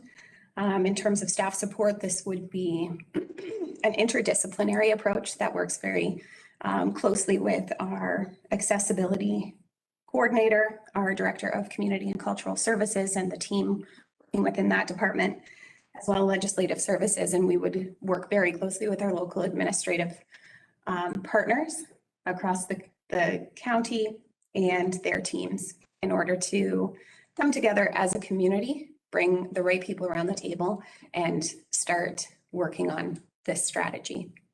So the recommendation before you is that County Council commit to developing and strengthening our relationship with the Indigenous community through our support for the establishment of an Indigenous advisory community group and development of a rural Indigenous strategy, including a policy for Indigenous themed sports logos. I'd be pleased to answer any questions you might have. Thank you, Julie. I think right early on in the commission report, it calls on all three levels of government to participate, which, you know, quite often I look at things and I say, is that our mandate? Well, clearly it is. So I'm fully in favor of this. Councillor Purcell. Yeah, since Dutton Dunwich is quoted here with our acknowledgement, I just, a little bit of background on it. One of the things we learned very quickly, and most of this is about education, is that the First Nations don't like to rely on paper, much prefer to talk in person and reach agreements in person. Our acknowledgement was actually written by the chiefs of those nations and edited by us, you know, in close consultation, very quick, very simple, very straightforward, so people can understand. So whatever the group is that does it, sending letters or invitations to council meetings and things like that, not the best way to go about it. Get yourself invited down and sit down with their chiefs and their councils. And you'll find that there are no roadblocks and things will run extremely smoothly. So that's just a recommendation from us. And a simple statement like this means a lot more to the community than it maybe does to any individual. But it seems to be, well, it is extremely important. So we recommend that you go ahead with this. Wise advice, Bob. Grant? I would concur wholeheartedly with Councillor Purcell. In-person meetings go much further, but we do need to recognize the people before us, and it can be a challenge with when we deal with so many, like Southwold deals with 3 on a regular basis, and I think this is a great way to start a communication that could solve a lot of issues going forward. Good. Thank you for that. For the comment, Councillor French? Thank you, Mr. Warden. I'm in full favor of this as well, and I agree with what the other councillors have said, so I'd be pleased to even move it. Glad to hear that. Seconder, please. Jones. So moved by French, second by Jones. Are we done with the discussion? Ready for the vote? In favor, please. Carried. Thank you. One more question. Oh, sorry. Is your thought that there's going to be a terms of reference put together to think forward? Through you, Mr. Warden, to members of council, I think that's included in the report where it would bring back a terms of reference. We had a very thorough discussion about this at our local administrators group and kind of thought this was the best path forward in terms of addressing things like the Indigenous sports league logo policy. So taking a coordinated approach to this was the preference, but we did all recognize that there's a lot of administrative work that has to be done in advance of launching this. So we will bring information back to council for your information at a future meeting, once we've had a chance to give some more thought to how it will actually work and who might be interested and available to sit at that community planning table. So more to come on that, but that is an excellent point you raised. All right, thank you. And our vote was all right there? Okay. Next up is Housing Supply Challenge Funding Opportunity. Julie? Thanks, Mr. Warden. Through you to members of council, to give you a little bit of background, the housing and homelessness consultants that were engaged by the Elgin St. Thomas Social Services team to have to undertake a study in Elgin and St. Thomas met with me to discuss opportunities for phase 1 of the Housing Supply Challenge funding. So they recommended that a consistent county-wide approach to secondary dwelling units is something that Elgin County may wish to consider, though admittedly, this came to my attention the day before council reports were due. So I have not had a chance to connect with our local municipal partners to even whether there is interest in this specifically. So I may suggest, given the timelines, so it is due, the application would be due August 26th. Perhaps if council was willing to trust staff, we could take this back and discuss it with our local administrators group and decide whether there is an opportunity for a joint application for something that would benefit the county as a whole. So we could submit that application with these condensed timelines on behalf of municipal partners, if interest exists, and bring back an information report to council in the future. So rather than the recommendations that are before you, which would be to focus on secondary dwelling units, perhaps it's that council consent to staff submitting an application if it is, if there is consensus achieved at the local administrators group, and that will commit to bringing more information back to council at a future meeting. Councilor Martin? Yeah, just, and I know you are aware, sorry, Mr. Warden, through you. Central Elgin have already passed a bylaw accepting these, and I know Elmer has. There may well be others that have done the same, because we were doing it all through minor variance and was constant. I think we went through 66 minor variances, and finally we passed a bylaw because that was encouraged by the province. The biggest problem that we have encountered, and it's something you might want to look at, is a lot of these units have gone in Port Stanley and they're renting them out as Airbnbs and not helping with the affordable housing. So I'd like some way. I know we looked at a licensing bylaw and it was a very close vote, but it didn't get through our council. But there needs to be some way to ensure that these units are being used to assist with affordable housing rather than just moneymakers for the person who has been granted the secondary dwelling. Councillor Jones? Thank you, Mr. Gordon. Yeah, we've run into the same problem in Southold. And basically we've come to a standstill with no decision other than the applicant was denied at that point because of public pushback on the concern that it would be turned into an Airbnb. And I think that's the biggest challenge we see is how do we control these units once they're put up, and how it's going to affect the neighborhoods that they're put in. Councillor McPhail? Just wondering, these proposed changes here, does it not take us into a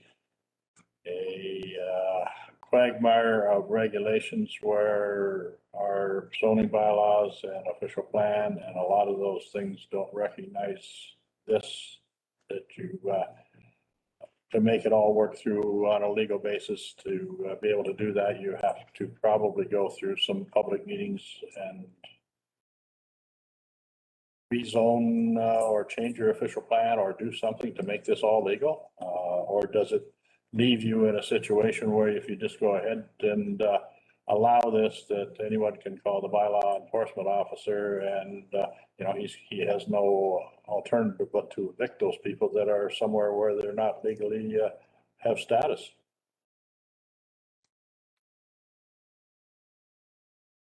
Councillor French? Thank you, Mr. Warden. I believe that there's a procedure for this. So there's protocol for it. So when people want to do this, they have to come to our staff. Actually, it's been coming to our council, and that's what we're trying to streamline so that that part is eliminated unless it's something unusual. So it will come to our staff and they're all trained and know that, all our staff are. So there is procedures and policies and protocols that they have to follow. So that doesn't worry me at all. And we've actually approved some in Aylmer and we're really looking forward to doing more. So I don't have any problem with this. And what our CAO is suggesting, I think that's great if she reaches out and we see what we can find out from all our partners, what they think about it. I'm fine with that. Councillor Jagger? Yeah, thank you, Mr. Warden. So I just want to make sure that we do actually identify what is the problem that we would be trying to solve. So I don't know that secondary dwelling is necessarily the one to pursue, and I think we've already said that.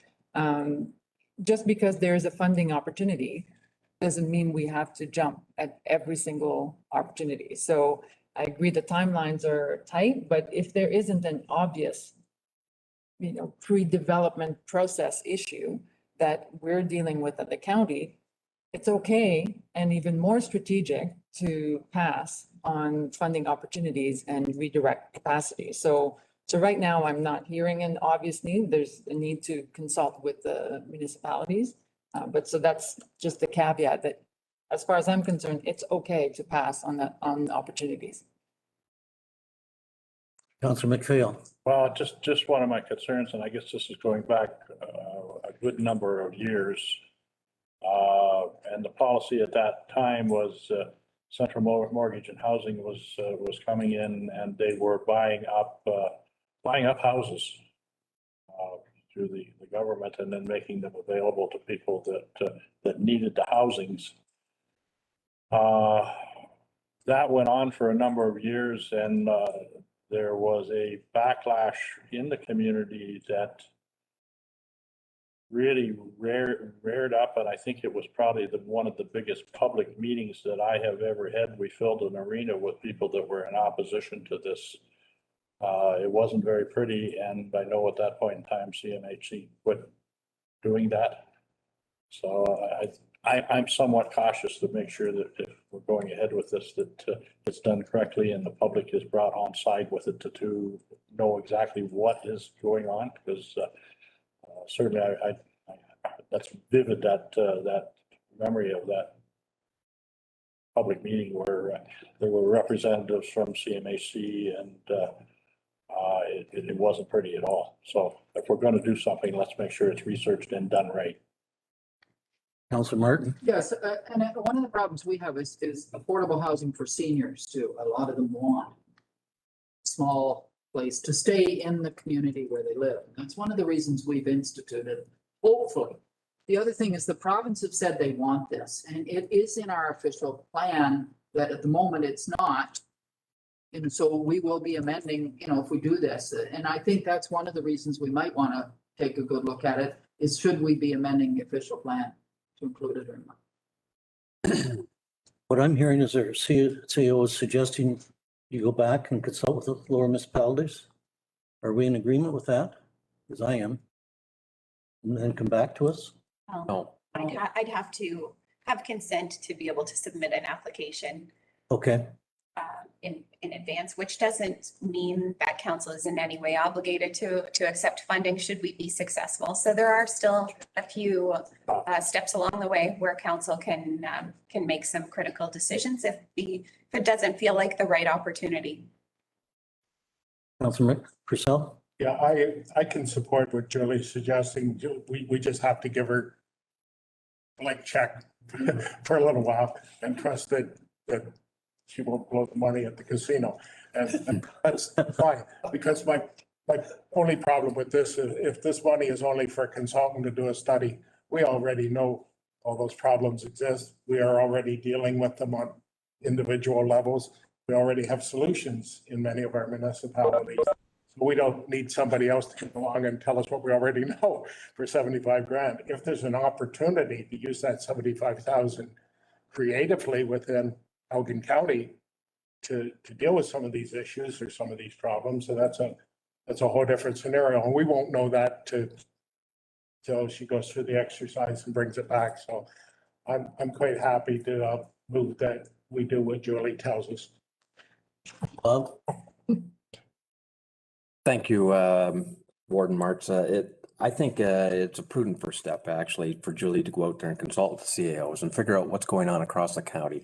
Some of us do have secondary units. Some of us have, for lack of a better funding or better terminology, granny flats. We as a secondary unit, but they're temporary in nature at this point. So whether it's something that can evolve from this to, as you say, automate it through the planning process, I think it's best to let the staff consult and figure out if there's a need and move forward from there. Are you prepared to second that? Sure. So we have mover and seconder. Are we through discussion? Call the vote. All in favor?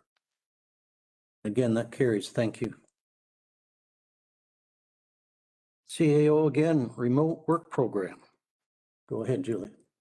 Thanks, Mr. Warden. Through you to members of council, this report seeks council's approval for a new remote work program to replace the temporary telework policy, which was approved by council on June 22nd, 2020. The recommendations before you are that council receive and file this report and that council approve the policy as presented. I'd be pleased to answer any questions you might have. Thank you for the report. Questions for Julie, please. Councillor Ketchball, go ahead. Thank you very much. I have a question regarding section 4.12, where it states the county will not reimburse the remote work participants for any expenses associated with the internet. I just find that one a little interesting because we already have a policy in place to compensate council members for internet. Is this something that might want to rethink? Or what's the justification? Go ahead. Through you, Mr. Warden, to members of council, specifically Councillor Ketchba. At the time when council contemplated changing council's policy, we did caution that this was potentially precedent setting, and it is administratively very challenging to administer with the potential for 30% of our workforce who could be working occasionally from home. So the oversight required is very challenging. And it is not my recommendation that we, because we have available internet here and a safe workspace, that we would compensate staff for those extraneous requirements for working from home. Councilor Jiguer.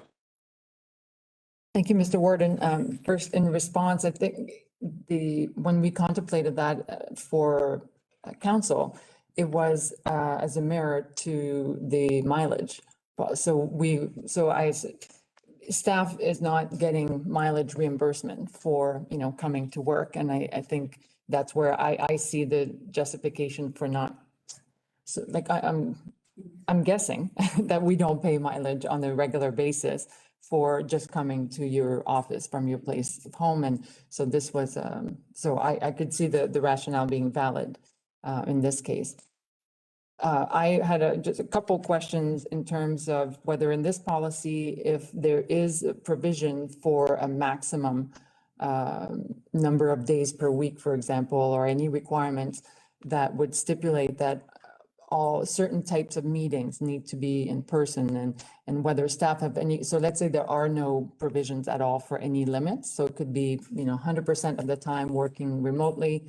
Then what are potential impacts on the culture, on the team building aspect?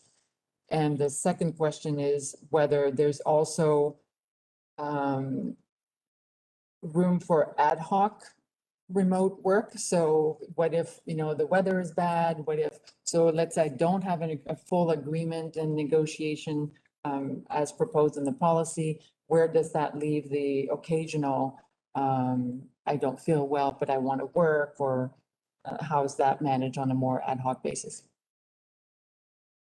Through you, Mr. Warden, to Councillor Jiguer. This policy does not have an upper limit. So in theory, a staff member could work 100% from home if deemed appropriate by their director through the submission process, and if approved by myself and or the deputy CAO. In my opinion, those staff members might be working from home for a specific reason 100% of the time, or they wouldn't be public facing. They would be 100% support, a support position. So this, hopefully that addresses part one. Part two is that this is intended to be for employees who are looking for more regularly scheduled remote work. So, a 3 days on, 2 days off type arrangement. This does not cover the snow days or the I have a sick kid at home type one-off, or the ad hocs. That is outside of this policy. And did I capture both of your questions? So we will so if I may administer those through our internal procedures. I'm wondering if staff need that clarification that it's still okay to request, and it might need some parameters around, is it okay the morning of to say, I'd like to work, like what's the procedure for requesting, I'd like to work from home today? Yes, so we'll ensure those operational procedures are in place. We are also, there are many elements of this that have to be considered operationally, including things like standardized email out of office and voicemail. And so we are contemplating all of that, that work, and encourage council to focus on the policy and governance here. Councilor Purcell. I think probably the thing that is missing, but or whether you might need with this, is the headline. You need one headline that says any remote work must be pre-approved by management, period. And have that right up front in bold. And then that solves all of those problems, because from past experience, you will find individuals in the same role. Some can work at home, some can't. It's just their culture or their work or their ability.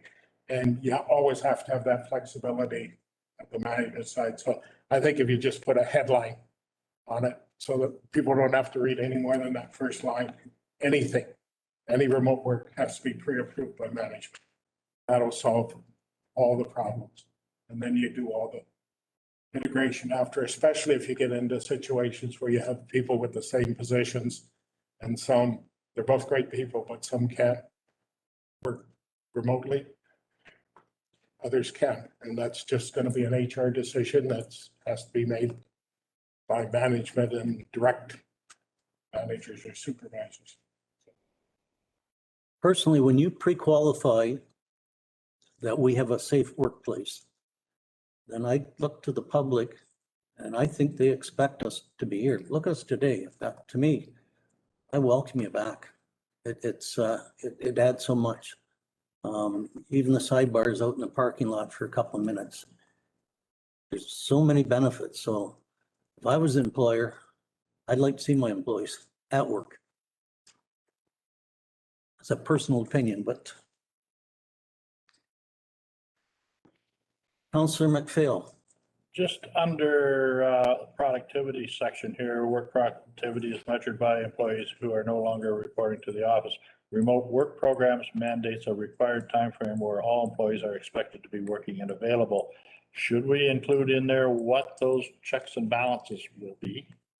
Because it is right now, I don't know what the checks and balances are for someone that is supposed to be working, and a department head needs to get a hold of one of their employees and can't get a hold of them. So what is expected of the employee when he's working from home that, you know, well, I'm going to slip to Walmart here for 2 or 3 hours, work a little later, but that doesn't do the corporation any good when in business hours, you need that employee for an answer and the person is not there. Julie? So another great example of kind of the operating guidelines and procedures that accompany the policy. So we want to maintain that flexibility to be able to have a set of operating guidelines that we check in on monthly at management team and say, how is this working with our remote team? And do we have to adjust the response times and the requirements that we have within our respective departments so that we are responding to resident complaints and ensuring customer service excellence? So I would advise that that's not appropriate for the policy, because we'd be bringing that policy back to council for review and amendment. Instead, that be part of our operational guidelines that I am ultimately responsible for. And ensure that we're able to provide the type of customer service to our community that I aspire to do every day. Sir, Jagger. Thank you, Mr. Warden. Just one more question.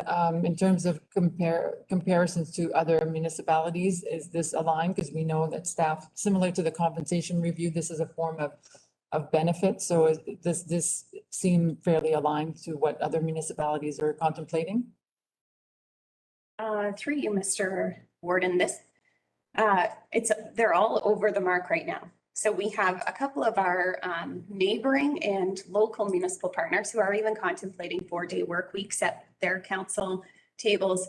For us, our staff are in close proximity to Central Elgin. And so this policy is basically a carbon copy with a few amendments of what was approved by Central Elgin Council, because we share a building. And though they have Central Elgin's team, they're challenged by space.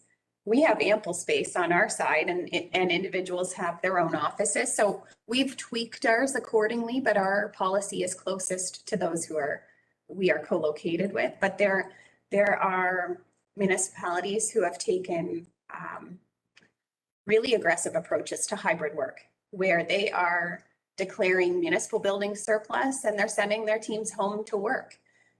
And that's not the approach that we're supporting or recommending to council at this time for our community, based on our community's needs. So yes, we do have staff who are looking around us saying, you know, well, they're contemplating 4-day work weeks, or they're, you know, Brantford is selling off 2 municipal buildings and having their teams work from home 100% of the time.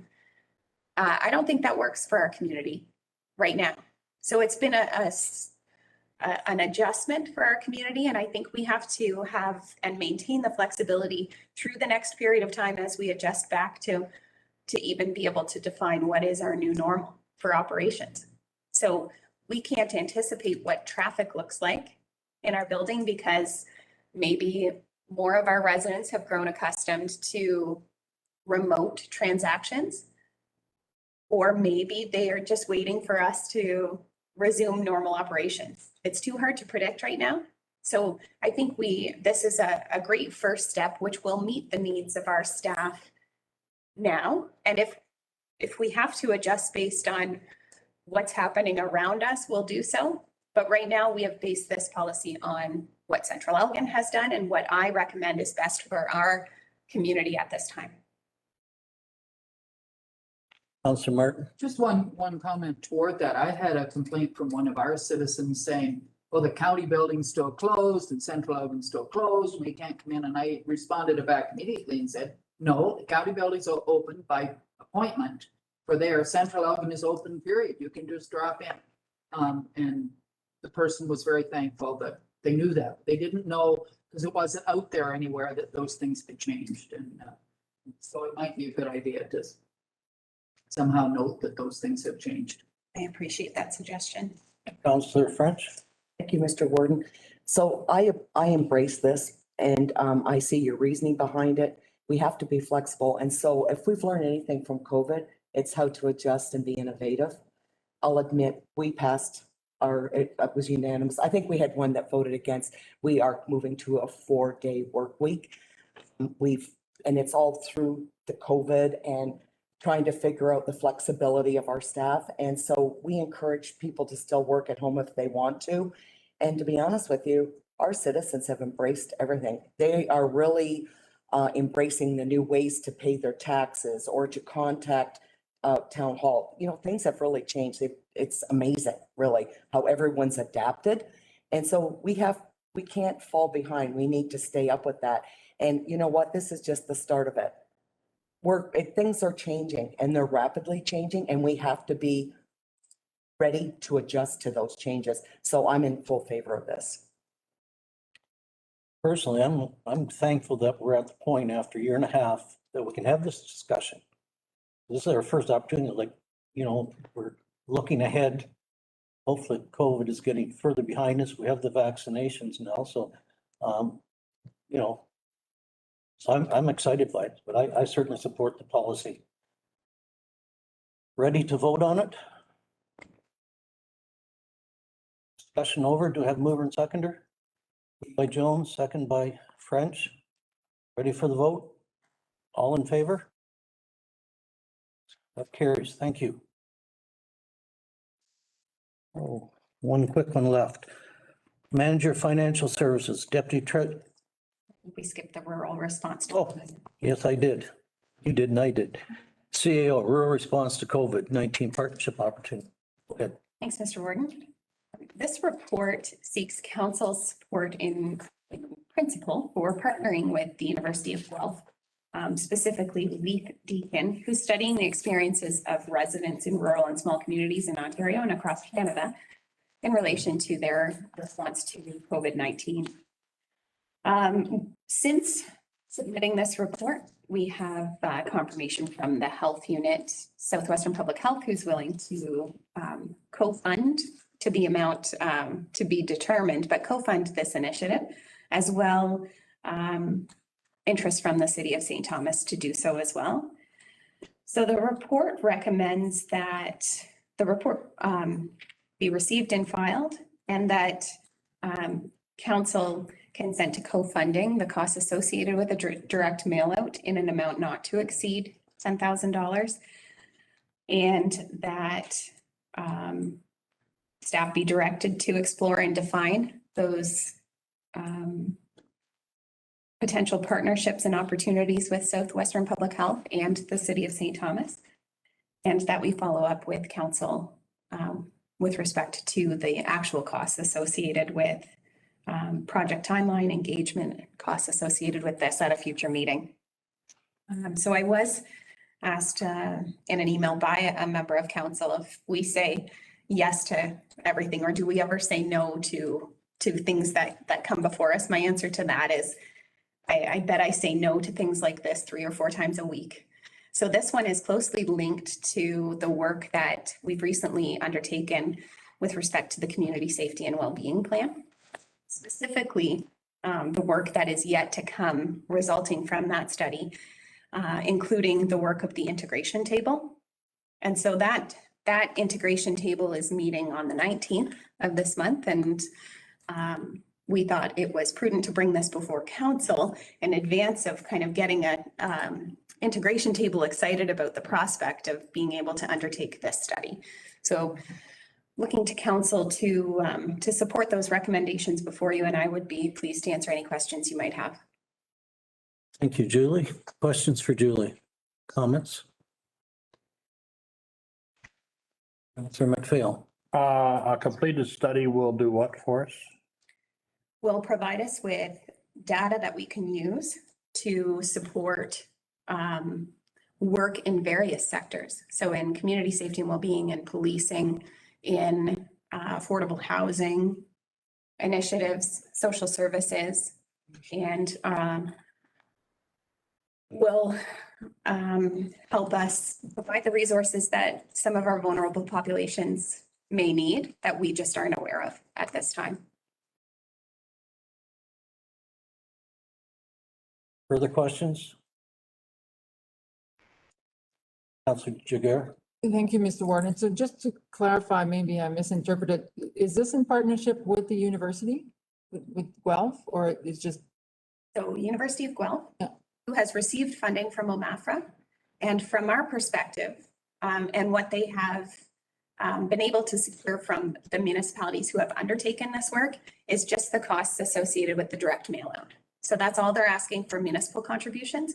So to accomplish that, we would be hopefully able to partner with Southwestern Public Health and the City of St. Thomas, do a community-wide initiative here to be the last two remaining municipalities to complete this work on a regional level. So 6 counties in particular is who they are targeting, and St. Thomas and Elgin County were the last 2. Councillor Jones. Thank you, Mr. Warden. I actually could see this as being a benefit. We're doing a master plan for transportation. This could be part of that information to decide how we go forward with transportation as well. Julie. If I may, through you, Mr. Warden, Jones, that's an excellent point. As twice now, I've applied for economic development funding to support a transportation pilot study, and can confirm based on the work that has been done in other municipalities in this area that is information that I could use for future applications. As one example to address Councillor McPhail's question. Councillor McPhail. Any estimate on sending mailouts out to our residents, what the potential response back will be? Is that just as compared to, other surveys that we've done in the last little while? Is it 3%, 5%, 7%? How long is a piece of string? But we've got a basis. We have been sending surveys out to people to respond to. And I would think that this, if it's a mail out survey, probably will follow along the same pattern as the other surveys that we've sent out. So if we're getting a big enough sampling, that's one thing. But if we're getting a very small sampling, well, then you've helped Canada Post out, but that's about it. Go ahead. Through you, Mr. Warden, to Councillor McPhail. I don't have a sense of what our response rate would be. I can comment that our most recent survey, which is the connectivity survey, we have received more responses than we have through other survey means. So I think perhaps our community is more receptive to filling out surveys. We are concerned every time we contemplate doing a survey that we're going to create a level of exhaustion associated with filling out these surveys that we want to avoid. So we choose very carefully which ones we recommend that we undertake in our community. I think what I could do, though, I'm not sure whether this information would actually be relevant, is reach out to those municipalities who have undertaken this direct mail out and gather information from them about what their response rate was? But, certainly, I guess, when it comes to surveys, if you're going to set public policy on a very small sampling of people that reply, as I had mentioned to Nancy, it concerns me somewhat, and whether you can engage the public or not with I don't know about your mailbox, but I have a whack of stuff comes in it every day, and most of it doesn't even get looked at. It's just gone. So, if everyone's comfortable that we're going to get $10,000 worth of value out of this, that's one thing. If it's just going to be another survey that we get limited response on it, that's something that we have to take into consideration too, so.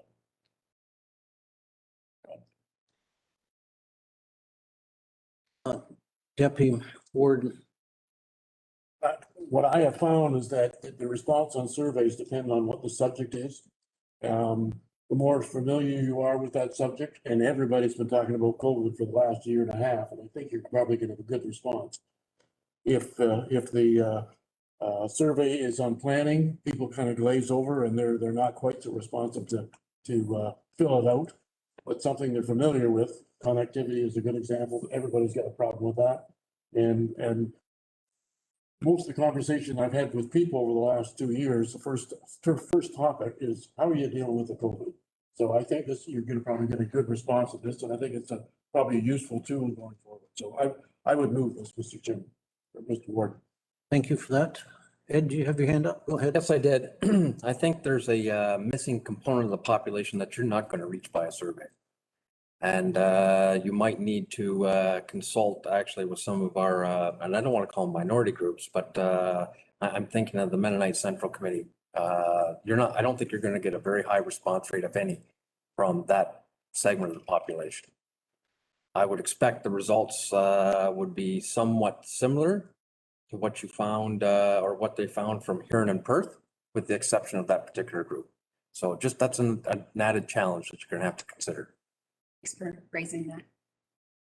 Councilor McPhail. Has the Huron Perth study been completed? I see head nods from Carolyn. Yes. Has been completed. You've had the opportunity to see it. And do you know what the response was in Huron Perth? We don't have the numbers at the moment. We can certainly circulate those to council. Okay, so there is an actual report. The response rate was 12.6%. 12.6%, which compared to the planning at 1%. Yeah, no, that's big. I'd be in favor, I wouldn't want to be criticized that, to say 6 counties have done this, and we're 4, and we're not opting in for $10,000. Is it 10,000? I suspect it will be far less than $10,000, given that we have support in principle from Southwestern Public Health at this point, and we were just waiting for Heather Sheridan to return from holidays to have this discussion at the city. So I think there'll be support and likely financial support from our community partners to engage in this study, which takes a bit of financial pressure off County Council. And there isn't a great deal of administrative burden associated with this. So straightforward. Go ahead. Thank you, Mr. Warden. So yeah, I fully support the research. I only object to the funding coming from the county, because MAFRA is already funding. Having been on the other side of, on the academic side, where you put in your budget, you put your mail out, you put, do they really need additional funding to meet their objectives? And I don't know what the overall budget is for this research. And so I would like it. This is not a want. It's not a need. It's more of a want. And I wish it would come with a price tag at all. That's all, because I think it's worthwhile research. Julie? Through you, Mr. Warden, to members of council. I don't disagree, but I also know that the scope of Mr. Deacon's original research has expanded to be able to accommodate additional municipalities, which is why there are costs associated with the direct mail out. So this wasn't part of his original research proposal. Good discussion, and we're ready to vote. Mover and seconder, please. Oh, Mennel, second. Okay. Mennel and Martin. Ready for the vote? All in favor, please. Carried. Thank you. As I mentioned earlier, one left. Manager of Financial Services, Deputy Treasurer, Development Charges, Decision Making. Good morning, Jennifer. Welcome. Morning, Mr. Warden. Through you, Mr. Warden, to members of the council. I'd like to take an opportunity to reintroduce council to Stefan from Hamlet Consulting. He's going to be joining us virtually today. In April, council directed Hamlet to further prepare our report on a development charges background study pursuant to Section 10 of the Development Charges Act 1997, based on a growth-related capital program. The results of that background study, including maximum rates that could be charged for development charges, was then posted to our website in preparation for the public consultation process and is provided for council's information today in Appendix A to this report. Further to this decision, Hamlet was also asked to prepare various development charge implementation options for council's consideration based on different implementation dates and a potential phased-in approach to rates and provide rate comparisons and next steps. The various development charge implementation options were posted as a draft bylaw to our website in advance of the public consultation process and are provided for consideration in Appendix C of this report. A public engagement process was then held and a public meeting took place on May 26th in a virtual format. At that time, council heard comments from St. Thomas Home Builders Association. After the public meeting, St. Thomas Elgin Home Builders provided their comments and their preference for a phased-in approach in a written format. Additional letters continued to be received until the closing of the public consultation process on July 26th. Hamlet Consulting then provided a response to those concerns, and the submissions of all the public responses and Hamlet's response are provided for information purposes in Appendix B of this report. Additionally, staff were directed to explore the feasibility of development charges and mechanisms to compensate constituent municipalities for their administration and collection responsibilities under the DC Act. Hamlet has provided input on the issue of a proposed administration fee for collection services. There is no statutory requirement for compensation to be paid to local municipal treasurers for this function. Staff have engaged in initial discussions with our local treasurers on this subject to gather further feedback for council. Those treasurers who have had past experience with development charges have indicated that the collection and transfer of this charge would not be onerous. A small administration fee of $50 to $100 per application was discussed as being within an acceptable range. The topic of compensation will again be discussed during an upcoming schedule for tomorrow, August 11th. As council considers and investigates cost savings and efficiency options, as well as alternative sources of revenue to help offset taxation, the implementation of development charges on new development can be used to pay for growth-related capital costs of infrastructure and services across the county. After the creation of development charges background study, the public consultation, the next steps are for council to provide their position on the implementation of development charges here at the County of Elgin.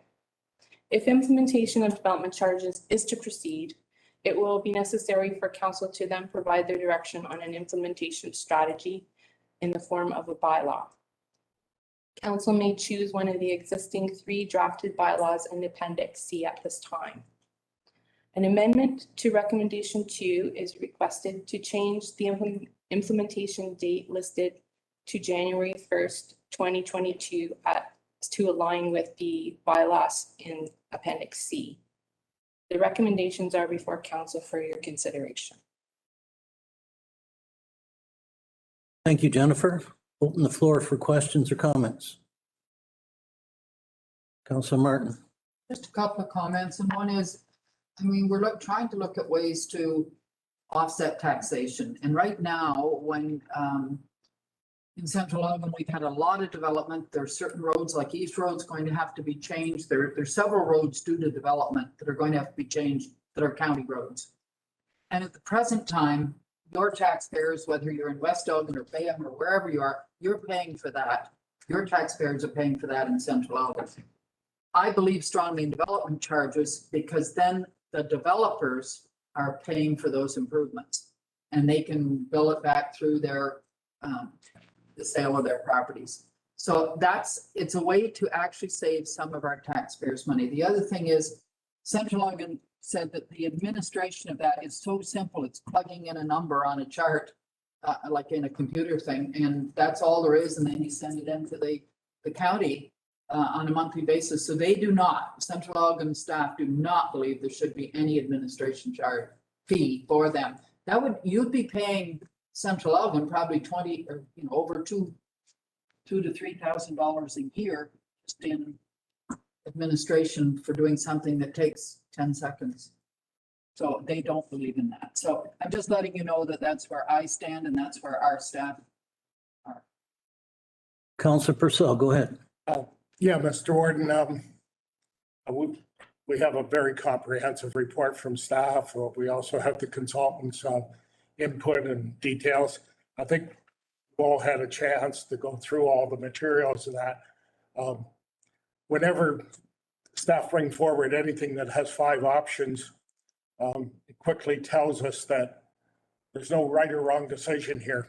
There are just consequences for each and every one that we make.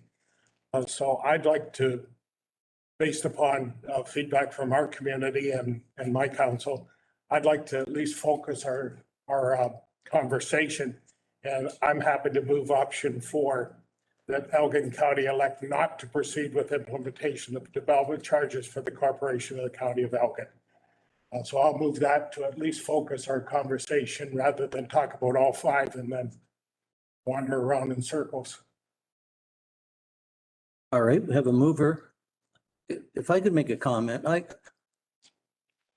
part that bothers me is that we've asked the treasurers to meet, and I believe the meeting is tomorrow. We make a decision today without their input. I think that's, if I was a treasurer, I'd be kind of sit down for a meeting and find out that the county made a decision yesterday. And I assume the meeting was called tomorrow because of holidays, et cetera, trying to get them all together. So I don't fault them there, but I'd be a little offended. I'm wondering if we should wait to get their opinion. Just an opinion.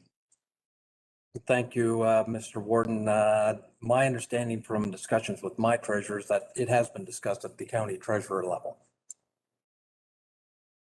I have that confirmation too. Yep.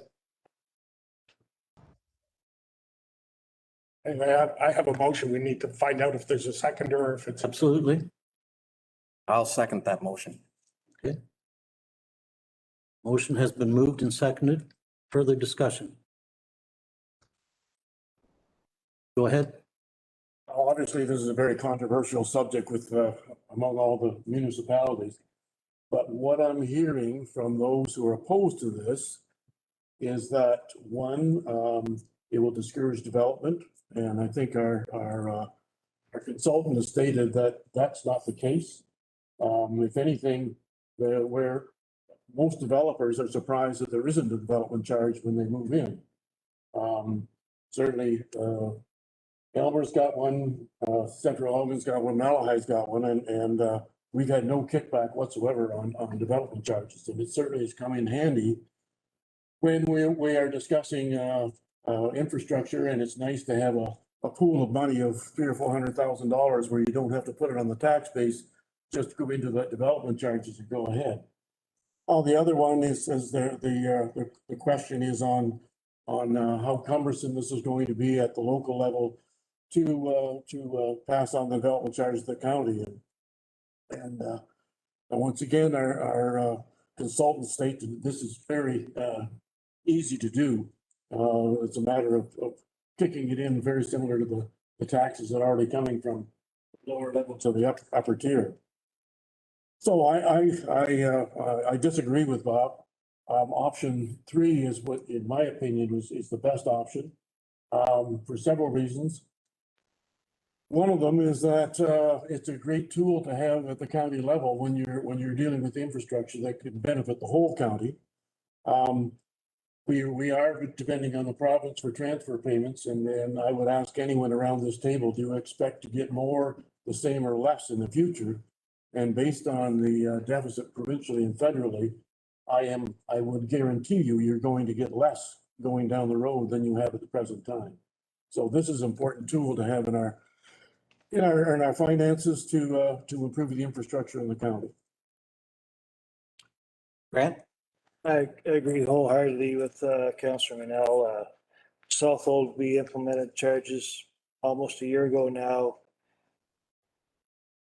There's been no kickback. I guess there was for one developer, but that developer doesn't live in Elgin County. And you see the home builders, St. Thomas Elgin home builders, they all live in our communities and they support this wholeheartedly.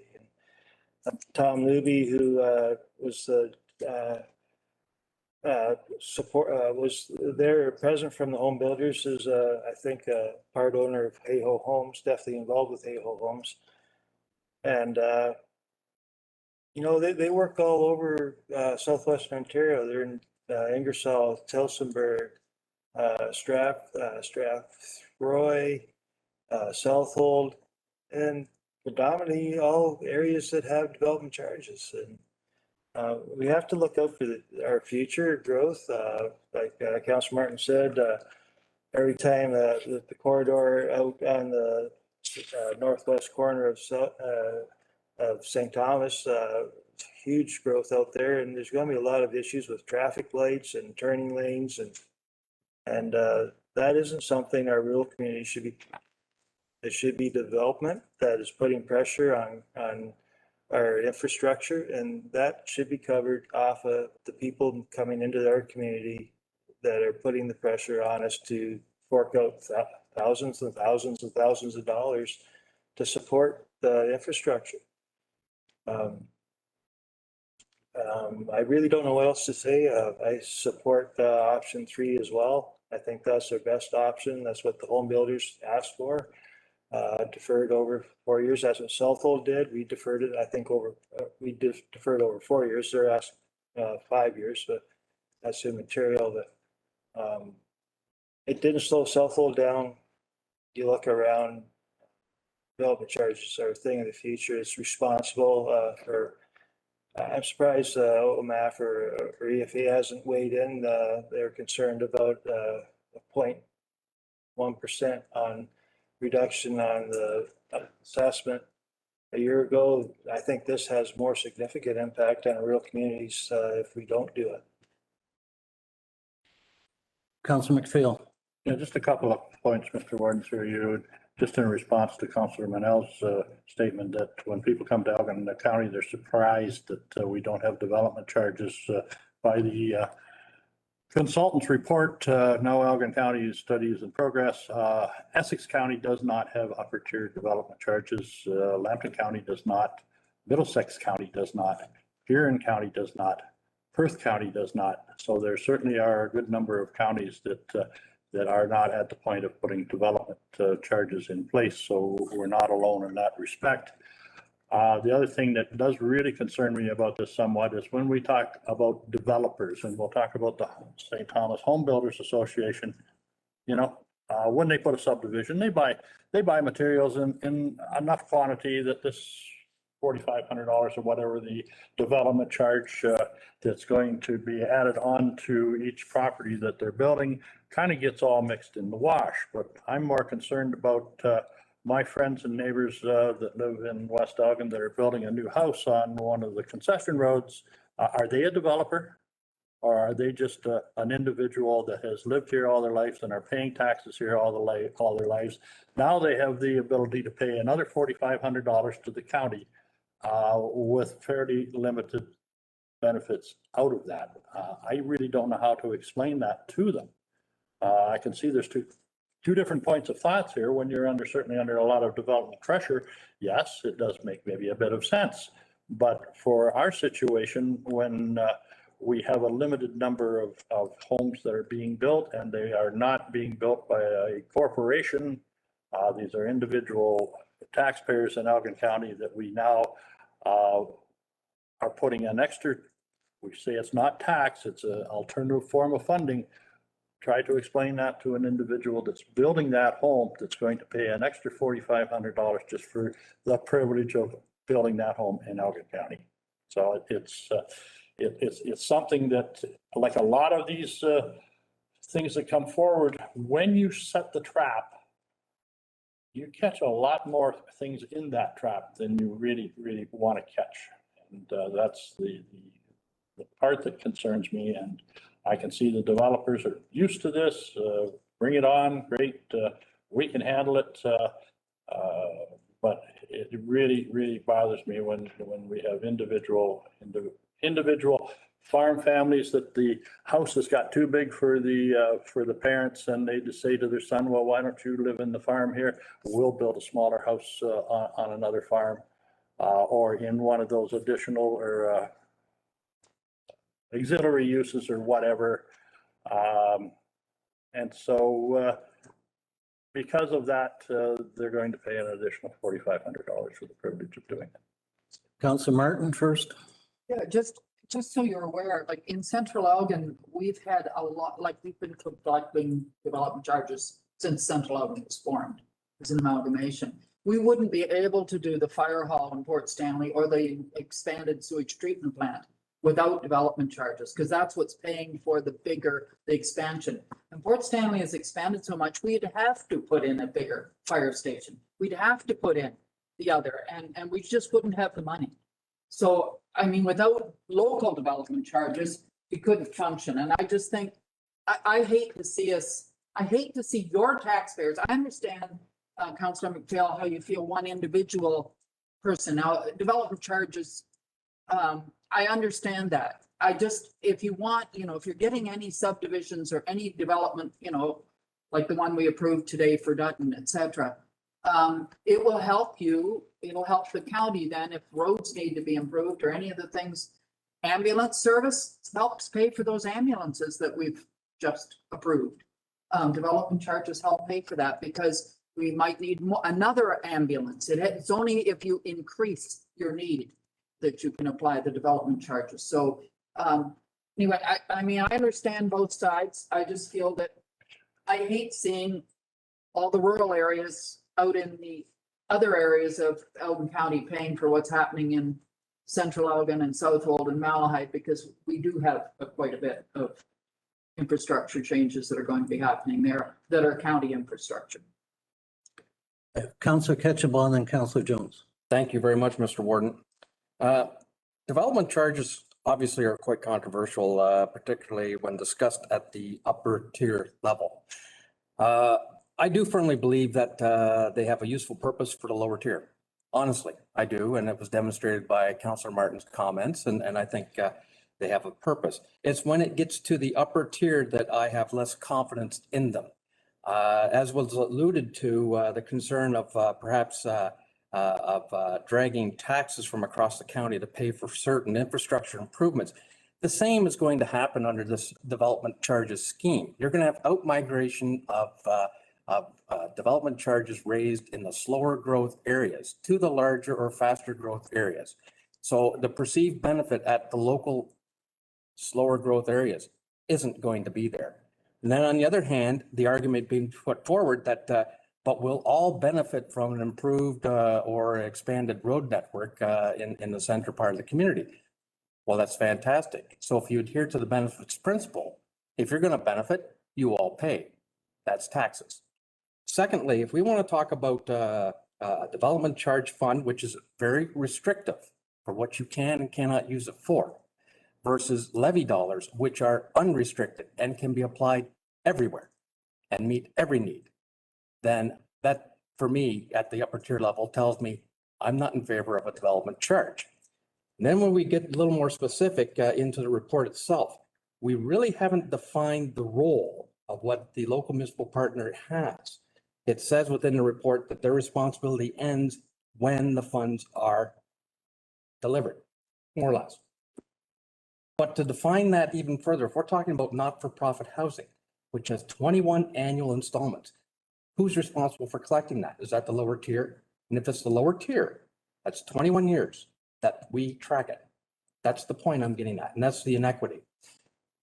Same with the rental housing and institutional development. That's a 6-year or 6 installments, annual installments. It's just to put that out there. That's not defined.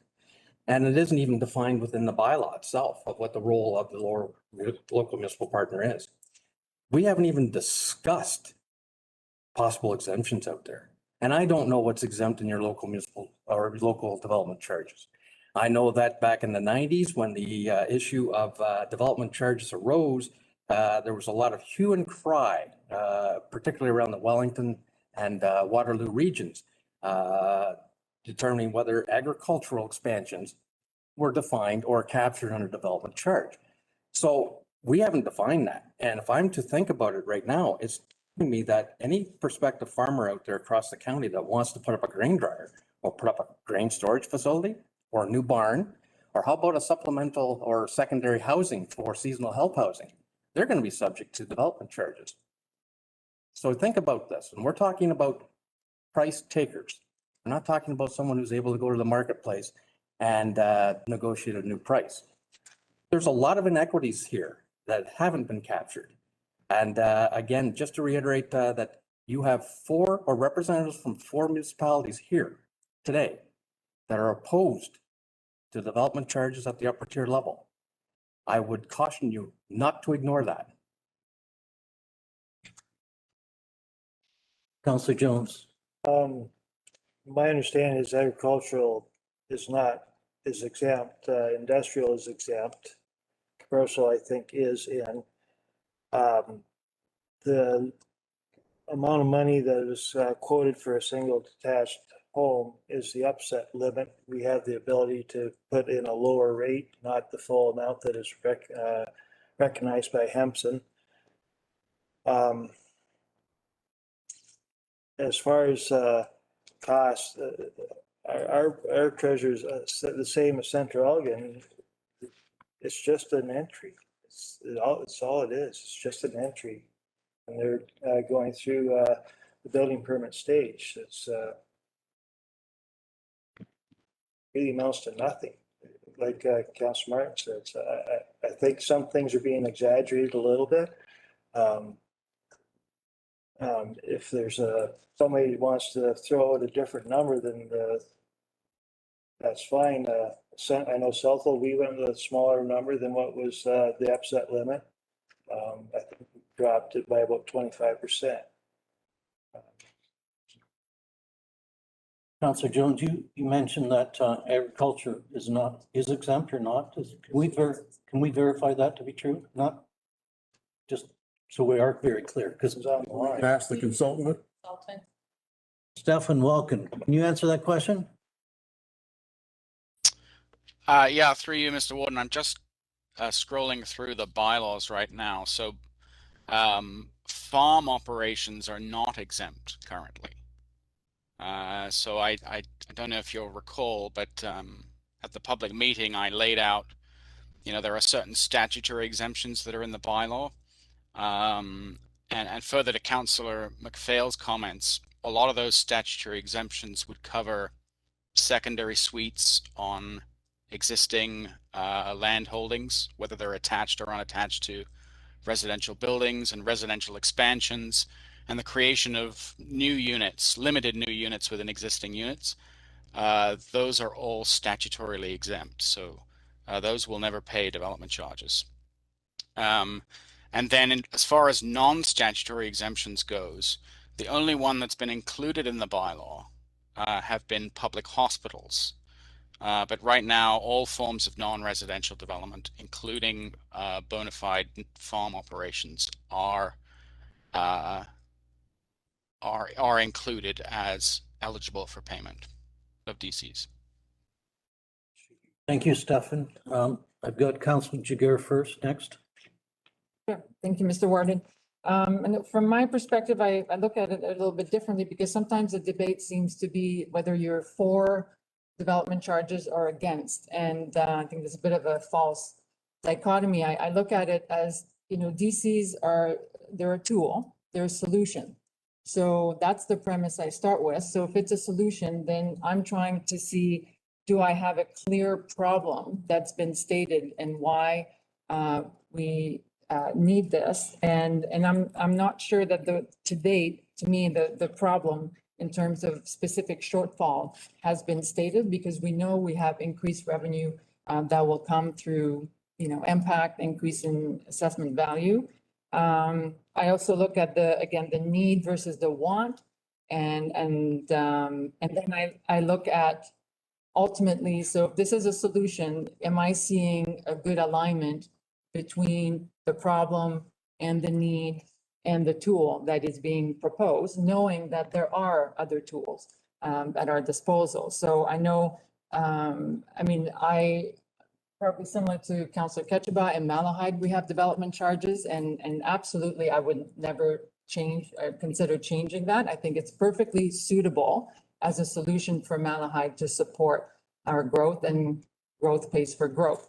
As a tool, what I don't see personally is the alignment as a tool for an upper tier at a county level. So that's been my analysis to date, based on everything that we've received, which I've appreciated, gone ahead with the study so that I could make a more informed decision. Okay, we have Councillor Martin and Councillor Purcell. Yeah, when Mr. Hampson said that the agricultural things are not exempt, we can easily change the bylaw before we adopt it to make those exempt. And certainly in Central Elgin, they're exempt, and so is industrial exempt. And I'm glad that he stated about the houses, so an additional house on a property is exempt. I think that in ours, the replacement of a house, so if you tear down a house and build a new one, that's exempt as well. It's only new development that is not exempt. So I would see we could, if we adopted it, we could tweak the budget. Now, I would disagree with Councillor Jiguer in the sense that I think there is a problem, because I think there are major costs. You look right now at the roundabout we're doing on Elm Street, et cetera. You look at street lights or lights going in up there near McBain line, et cetera. Those are going to be very costly, and they are going to have to happen because of the development. And Brian, what could you just remind us what we're spending on the roundabout, approximately what that's costing? Through Mr. Warden. Cost estimate roughly is would be $1 million to $1.5 million just for the infrastructure. So I'm just, that's where I think we definitely do have a problem, because I know we share costs. I know we all paid for the Port Bruce Bridge, all of us did that because it was necessary. You've all paid for the King George Lift Bridge repairs because it was necessary. Those are not development based at all. But I hate making our taxpayers everywhere pay for things that could easily be paid for by the developer that is doing the development, and he gets it back or she gets it back when they sell the houses that they're developing, because they incorporate it into the price. Bob? Yeah, I'm glad Dominic kind of brought us back to the fact this is not about development charges. It's about what level you apply them and why. And in all of us as individuals have the tools. We can put in development charges, as some have.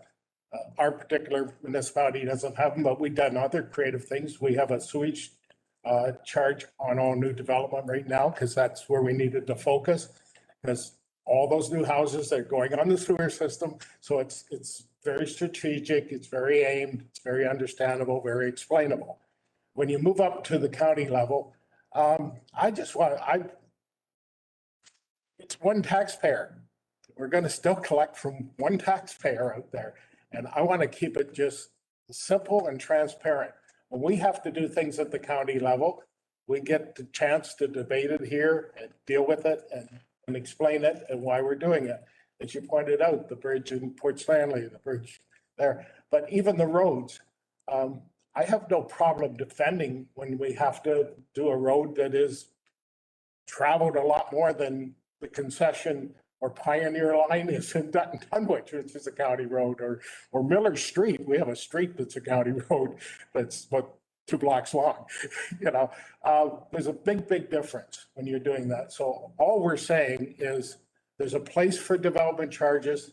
I don't feel it is cost effective, sensible, or even transparent and fair to the taxpayers to start slapping it on at a higher level, because you just almost feels like double taxation. I would rather have to explain why I have to raise taxes at the county level and where I'm going to spend that money, and just keep it that simple. And then I'll use the tools in my municipality, you use the tools in your municipality. Nobody's taking development charges away from you. The other thing that we're all capable of doing, we have a big development, we have somebody needed a water line, they're paying for the water line. We do the same things with our roads, not only on their actual site where they're building it. If we have to upgrade the road to get to that site, that becomes part of our negotiations with the subdividers agreement. And so we've got the tools out there to deal with these things. If you have a very unique situation like the old Ford plant and you had to 8-lane that to the 401 because of something, I'm quite sure that you'd be able to negotiate that as part of the deal, because that's something that has to happen because of that reality. So that's where I'm opposed at this level. And I'm not arguing against development charges or for them. I'm just saying it's not the right level to do it, and it's not an open, transparent way of doing it. I still have a question. Why are the treasurers meeting tomorrow? Was that not meeting to give us their opinion on this, or is there a different reason? Because it was in the report. Through you, Mr. Warden. We had an initial meeting and the treasurers are going to take that away and come back with a final decision to be made tomorrow. Unfortunately, the meeting that we originally had planned had to be rescheduled because of vacations, as you said. So it got pushed back to the 11th. Because in conversation with our CEO yesterday, Paul Shipway, he was not aware of our treasurer's position. So that I was actually hoping that maybe this would be deferred, because if I was a treasurer and we make a decision today, they meet tomorrow to give us advice. Isn't that backwards? That's Mr. Warren? Yes.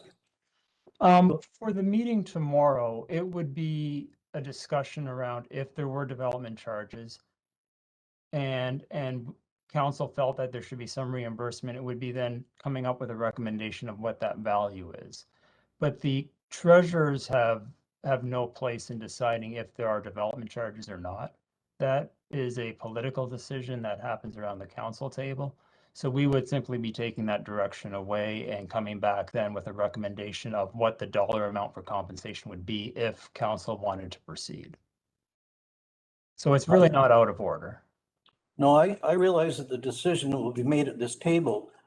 I have heard from some treasurers or some staff that it's very onerous to keep track of these charges. And I've heard from some that it's simple.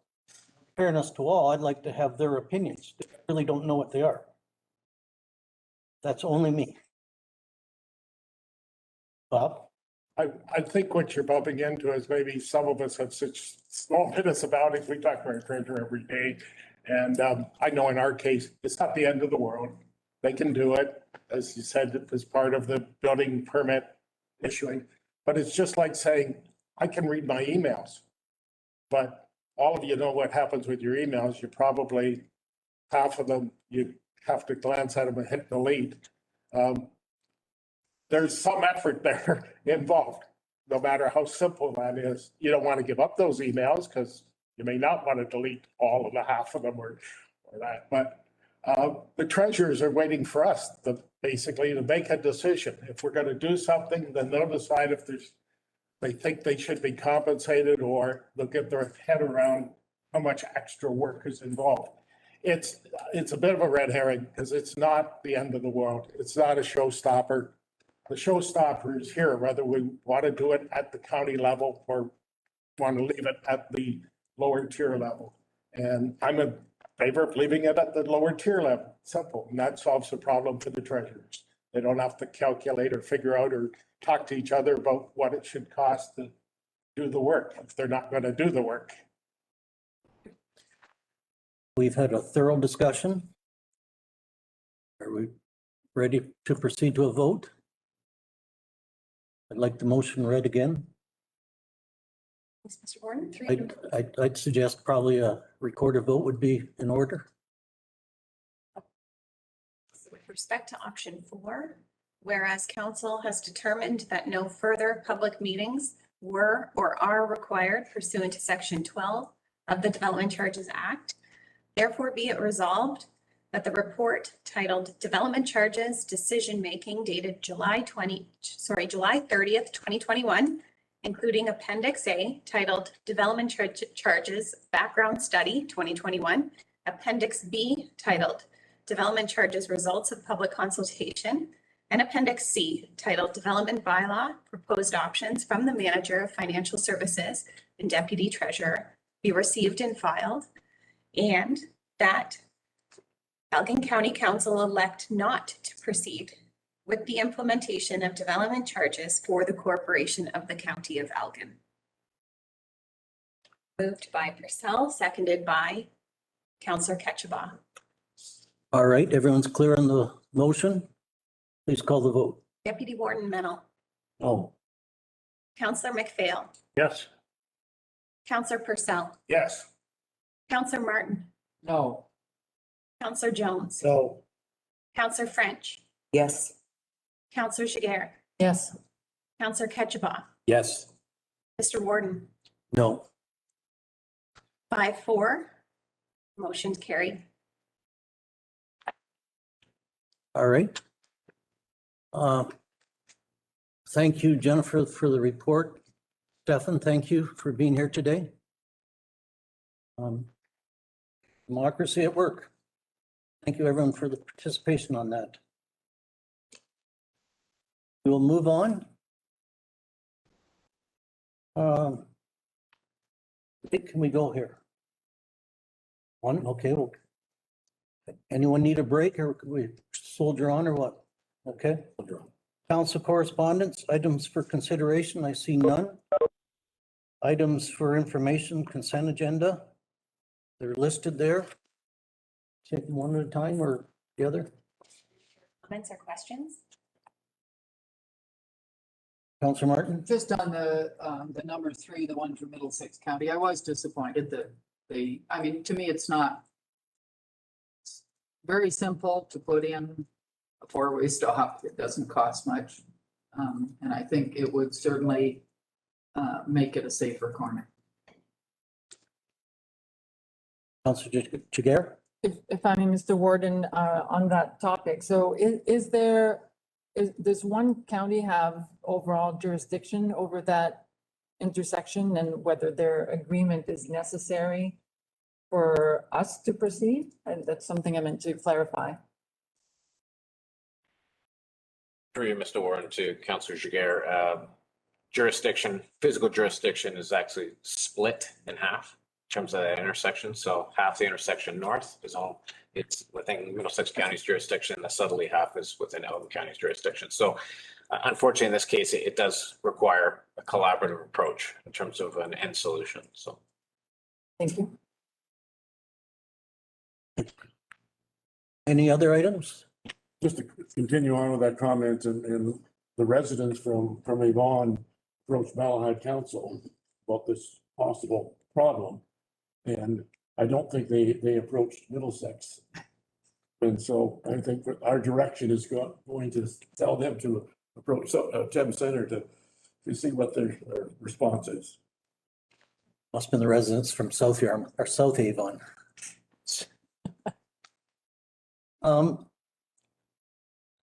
Noticing the letter from Robert Weir. I don't know who. Robert has, some of his opinions are very valid. I don't know what. Couldn't follow it. Well, I just, you can't follow? Well, I was just wondering, was there an actual ask in that of? I think he was hoping we'd consider it, so I guess I'd ask Brian Lehman maybe to read it twice. But that's all, no further action. I think Bob's opinions quite often are That's all I'll say to it. No further comments. We're ready to receive and file. Mover and seconder, please. Jones and Mennel. All in favor? And that passes. Carried. Thank you. Other business? Do we have any statements, inquiries by members? Any notice of motion? No matters of urgency, I hope. Declare that closed. And we're at closed meeting items. So we need a motion. Be order so that in camera item number 2 is discussed first. Sorry, You reverse item and 2. For the convenience of Councillor Martin. oh, absolutely. Yes, thanks for pointing that out. Councillor McPhail. Just a question, looking at the time of 12:23, will we adjourn our closed session to go downstairs at 1? So we're looking for a mover for closed session. McPhail, Purcell, all in favor? We are in closed session. I will. All right, welcome back. We're live again. Entertain a motion to move out of closed session, please. By Purcell, second by French. All in favor, please. That is carried. You are now Check. I didn't see all the hands. all in favor? I see all the hands, yes. Okay. Tired hands, tired arms. Many hands. Tired arms. Where's my sheet?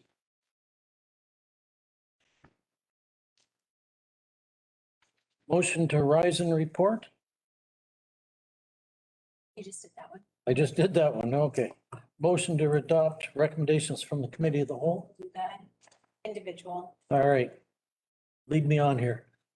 I'm nodding off. So for closed session item number 1, which was property matter, be it resolved that staff proceed as directed. Moved by Deputy Warden Mennel, second by McPhail. All in favor, please. Hands up high. Thank you. Carried. Next. For closed session item number 2, which was litigation matter, be it resolved that staff proceed as directed. Moved by Jones, second by French. You ready for the question? All in favor? All the hands carried. Thank you. For closed session item number 3, which was economic development, be it resolved that staff proceed as directed. All right, moved by Jaguar, second by Ketchabah. Ready for the question? All in favor? Carried. Thank you. Closed session item number 4, which was legal services memoranda of understanding, be it resolved that staff proceed as directed. All right, moved by Martin, second by French. Ready for the question? All in favor, please. Hands up, carried. Thank you. Closed session item number 5, which was property matter, be it resolved that staff proceed as directed. All right, moved by McPhail, second by Jones. Ready for the question? All in favor, please. Again, that carries. Thank you. For closed session item number 6, which was legal services, be it resolved that staff proceed as directed. Moved by Mennel, second by Purcell. Ready for the vote. All in favor? And that carries. Thank you. Closed session item number 7, property acquisition, be it resolved that staff proceed as directed. All right, moved by French, second by Jones. Please call the vote.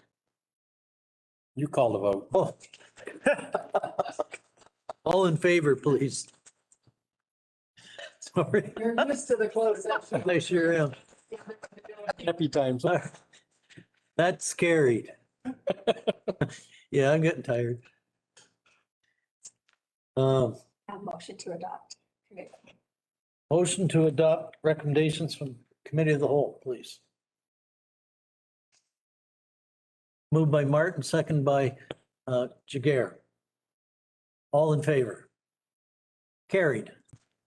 Mr. Warden, one comment I would make, you made closed session item number 1, the property matter, but I declared a conflict for closed session item number 2, but now it became number 1. So I just, that's just so that is recorded, that that's the one I did not vote on. And I did note that you abstained in my notes. So we'll make sure that's clear in the minutes. Thank you for. Just that it was a different number. Yes. Okay.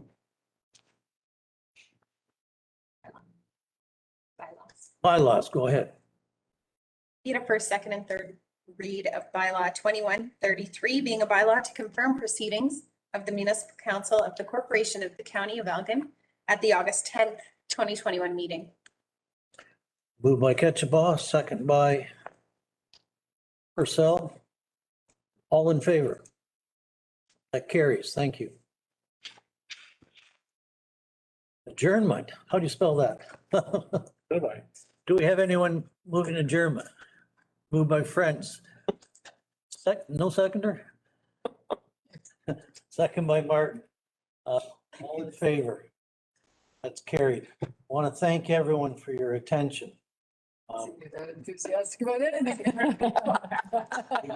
Saying goes, we chop